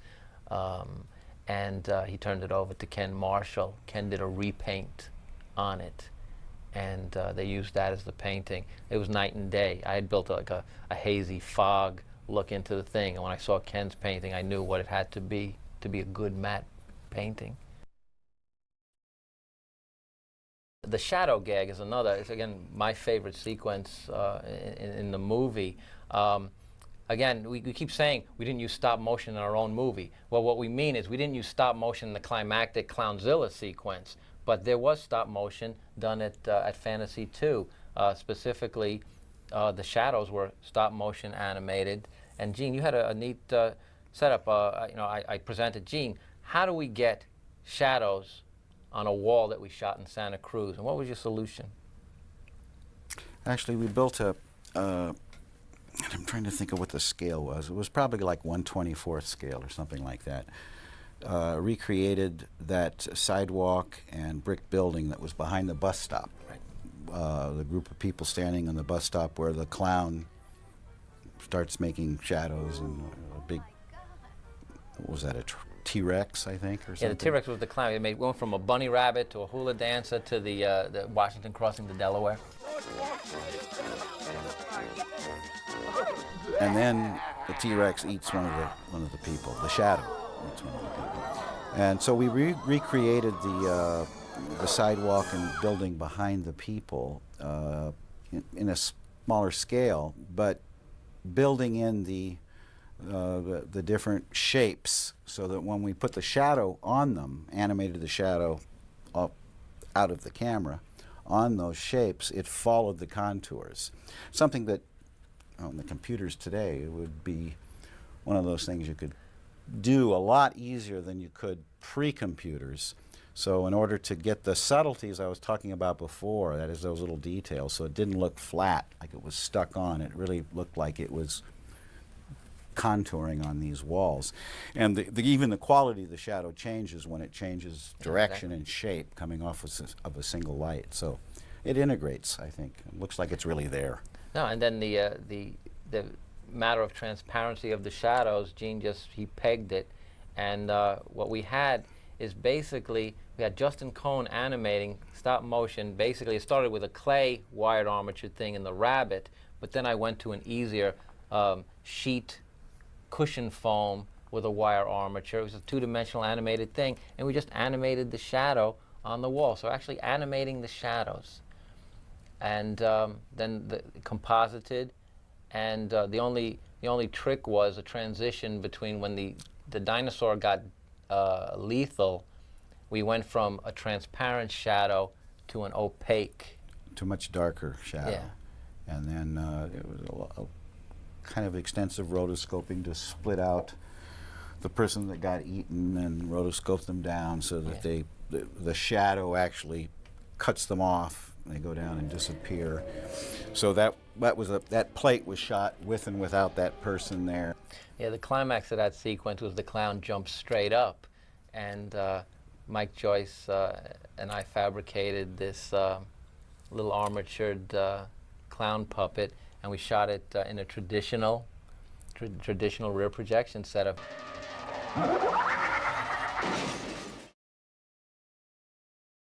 The fun stuff was when, with the cocoons, replacing these big cotton candy cocoons, you know, in place of the actors that were being cocoon gunned. The rays were different than any rays that you would conventionally use. It was like a crazy. How do you come up with a clown ray? You know. So I threw that. I said, well, you know, I kind of want it to look like this squiggly thing. What do you do? Was that hand rotoscoped? Some of those rays. I think Brett did it.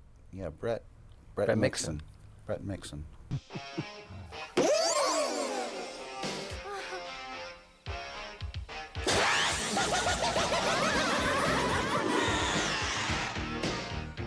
I find it challenging to blow, you know, to do models, scale models of. prefer doing things that could be real too, and fooling people where they don't know.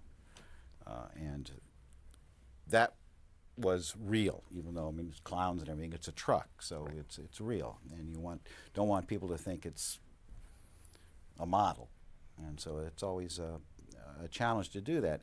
And one of the things is making sure that this scale you choose, which time and money has something to do with it, but you don't want to get too small, or no matter what you do, it's not going to work unless it's way in the distance. You can put it way in the distance. If you don't have the money, you talk the directors into don't get so close, and find a way so that you don't give it away. But what the materials you choose to make it out of are critical for explosions. Depending on what kind of explosion, what you want it to look like, it's what you build it out of, how you build it. More than what the explosive device is, because a lot of unsuccessful stuff over the years that I've seen, it's because the model was built too tough, and it wasn't built out of materials that would come apart and scale right. So the pyrotechnician was forced to put in real powerful primacord to blow it apart. And then the problem with that is that even if you shoot it at an incredibly high frame rate, and now you see it, now you don't, because primacord is an incredibly fast explosive.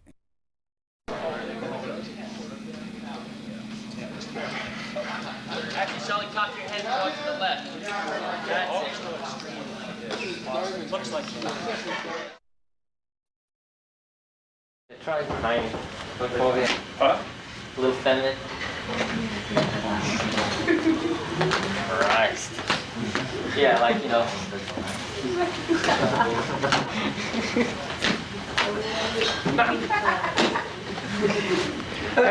Remember that goofy vulture?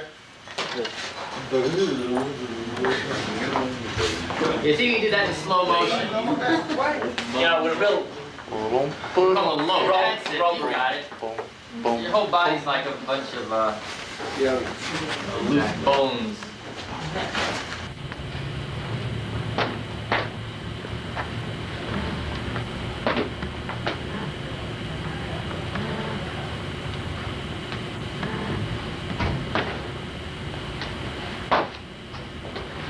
Slow things down, because it's just, the movements are real wide, real good, but they're just a little too quick. We need to loom into them, slow them down a little bit. How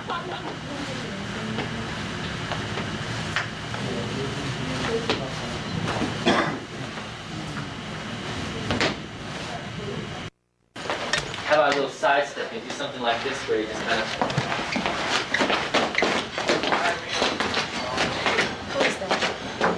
Oh, first.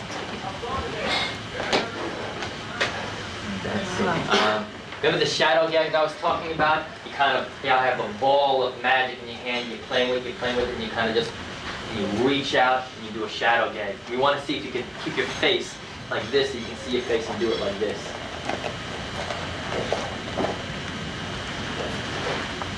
Just something, your fingers moving around, jumbling together, ready to do some kind of a shadow. That's it. Sticking straight out. Bang! I'd like to give him a stoop show.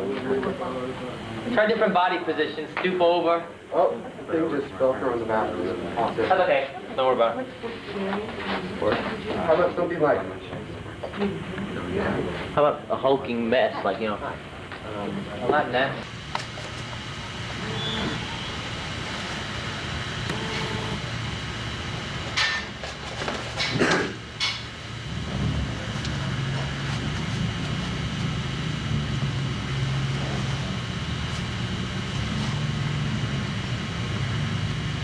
So let's see if you can put your arms out as far as you can away from your body to do this. That's it. That's what we're looking for. Because you're making a shadow that is tremendous. And keep the pacing slow, like you're just a little bit underwater. That's what we need. It's just a different atmosphere for you to function in.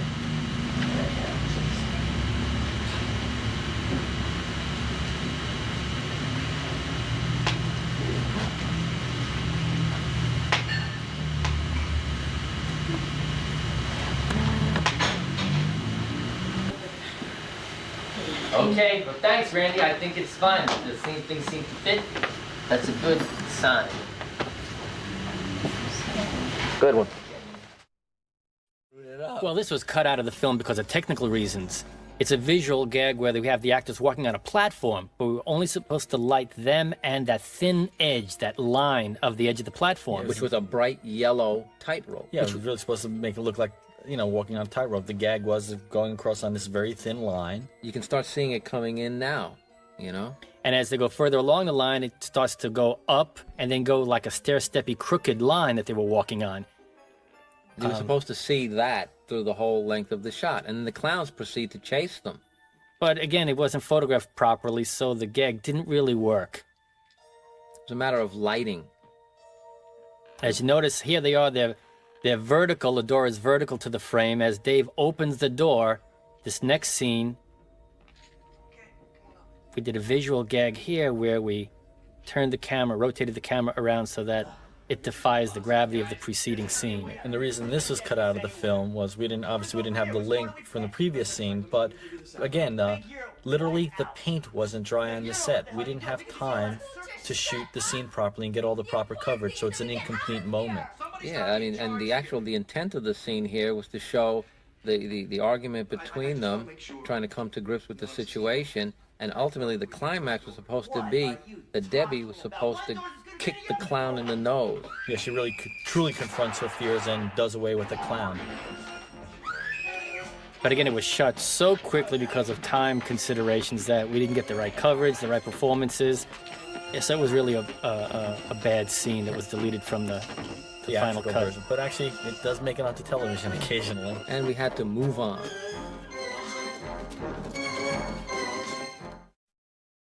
What would happen if they catch them? We would have explored that. Oh yeah, well, first of all, they start humping your leg. That's the obvious gag, right? Right?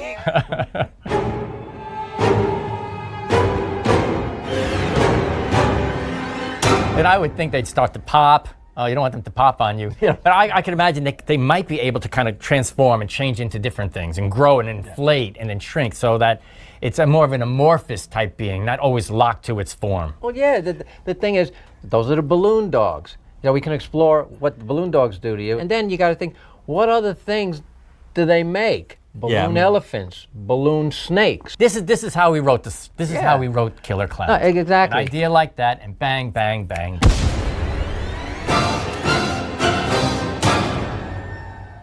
To be included at that level of the creation of a game, I was kind of honored, really. I mean, you say you're honored by working with us. We're honored working with you guys. We can't define what that Chiodo Brothers mix is, that balance of horror, comedy, and sci-fi. I can't define it, but it just is something we do naturally. You guys jumped on board.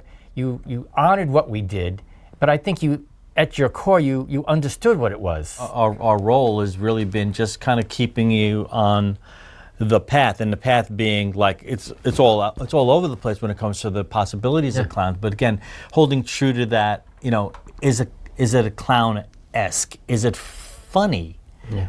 You know, it's not just violence for violence sake. I guess the basic premise of a clown kill is that the first reaction when something happens, audience, the players will laugh. That's really funny. And then there's this moment of recognizing what actually happened there, that it's lethal, that person is dead. But it's still funny. So yeah, so for us to have this opportunity, again, Good Shepherd, TerrorVision, just killing it. It's really gratifying to see it. You know, something that we created just by sitting around talking has been taken to that level with people that understand it, not only visually but comedically and, you know, from an action point of view. It's been really great. We had been in California now for maybe 6 years, and we had worked with the effects industry, various places, Fantasy 2, Film Effects, and various model shops. So we knew we had a contingency of craftspeople who work in the industry, and they just loved the idea, and they really supported us. So often, you just go for the joke, and on the page, you have 5, 6, 7 jokes on a page. The idea was to play it straight. The comedy comes from the contrast between the sincerity of the drama and the absurdity of the kills and the the nemesis. Again, but like in today's audiences, there's a veneer of reality that permeates everything. I think kind of embrace the absurdity of it, have fun with it. You know, it's a movie. It's a a suspension of disbelief. Just lean into that. Just go with the concept to see what the filmmakers are giving you. Don't analyze it and put it into a context of a reality that doesn't necessarily have to exist. I hope they thoroughly enjoy the game you guys have created. Thank God that there's something now that we can say, hey, it's coming finally. We were part of something. It's been a long time coming, but it's here. Killer Clowns from Outer Space. Holy sh!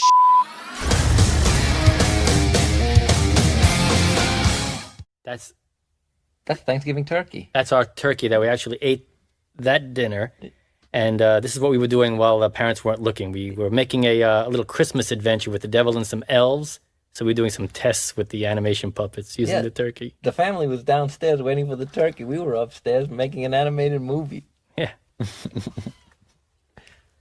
We like the shine that the grease gave the devil. And it's an appropriate holiday subject there. Ooh. The sword was actually one of those cocktail toothpicks. Mm-hmm. Well, this is one of our major productions.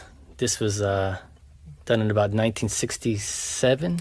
Yeah, and then finished in 69 or something. Yeah, The Beast from the Egg. Filmed in Chiodo, The Miracle of the Screen. That's me, Stephen Chiodo, when I was about 7th grade, maybe?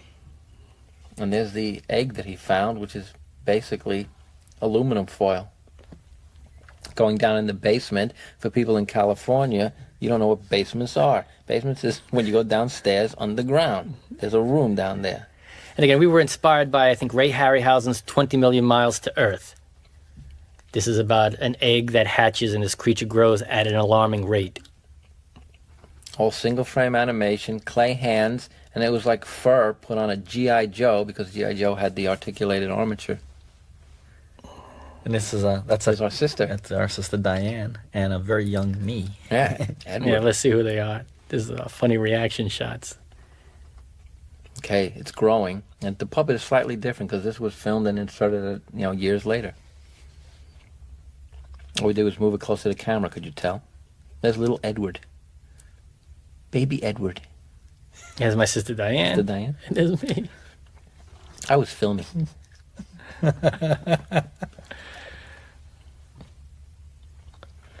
Dad paneled the basement. And I guess I remember we had done storyboards and blocked this entire thing out. We were shooting off of boards. And this is perspective. Stephen had to remain as still as he could, and we animated in the foreground. In the foreground. He didn't notice. And we actually pixelated the actors. In fact, all the effect shots in this movie are perspective shots, utilizing live backgrounds. And we had one miniature. Yeah, we did duplicate a successful miniature here of the living room, the basement door. And actually, if we'd have mounted the lights on something stable, the lights wouldn't have moved around so much. I think somebody was holding the lights in between exposures.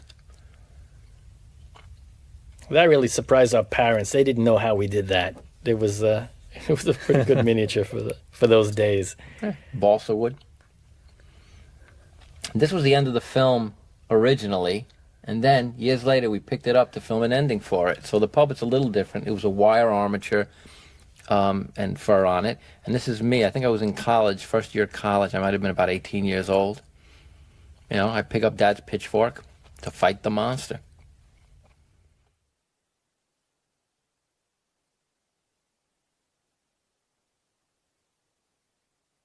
And again, this entire film is reminiscent of those monsters on the loose type pictures that we loved as kids.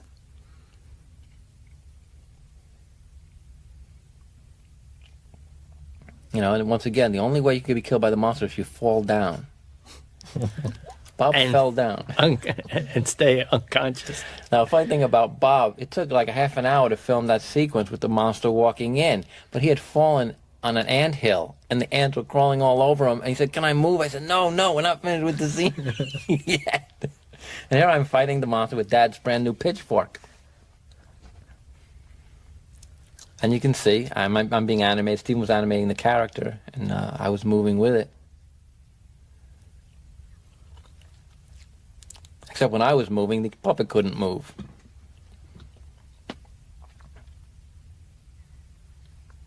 So Stephen was directing, well, he was animating, he was directing my movements.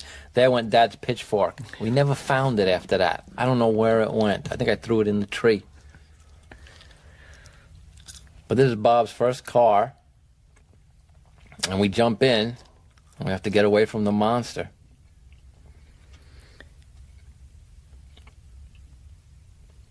Now, in this next shot, this next perspective shot, we photographed about 12 or 13 times before we got the coordination right.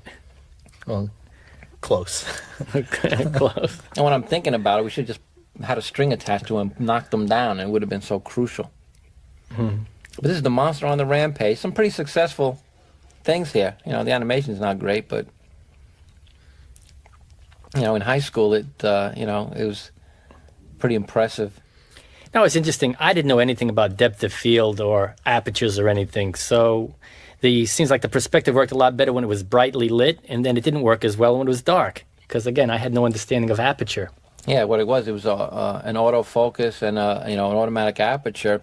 So when we were operating, when the lens was closed down, f11, f16, everything was in focus. But when the sun started going down, it was dark. You know, you're shooting at f4, and you wondered why the foreground and background were out of focus. But we organized all the kids in the neighborhood, and we had a cast of thousands participating. That's on Park Avenue in Deer Park, Long Island.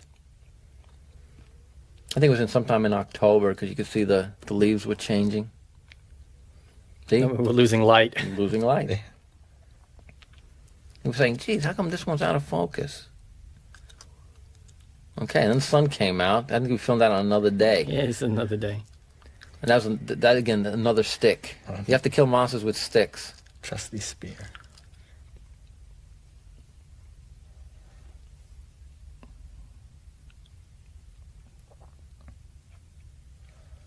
Thank God. Tough work. And this is funny here. I think we have the Chiodo Brothers logo again here. Yeah. We're always looking for the best. Yeah.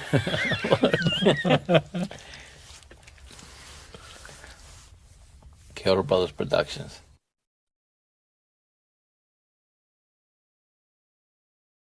There's a young man with his arms filled with beer. Generic white can that just says beer is my favorite brand too. Jesus Christ. What the actual fuck?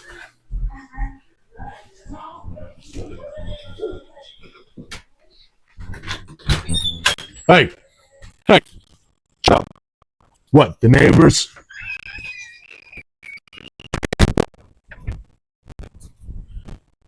Shut up.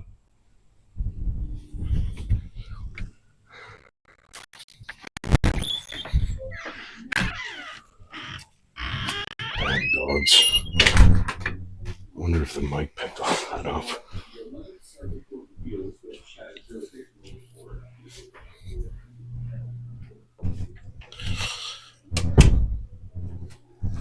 And they're still going crazy. Of course they are. Hold on. Shit. Took all that time trying to orient myself. Hold on. I just have to have my spear. Of course I do. I'm a fucking Viking. Alright. That looks like it's okay.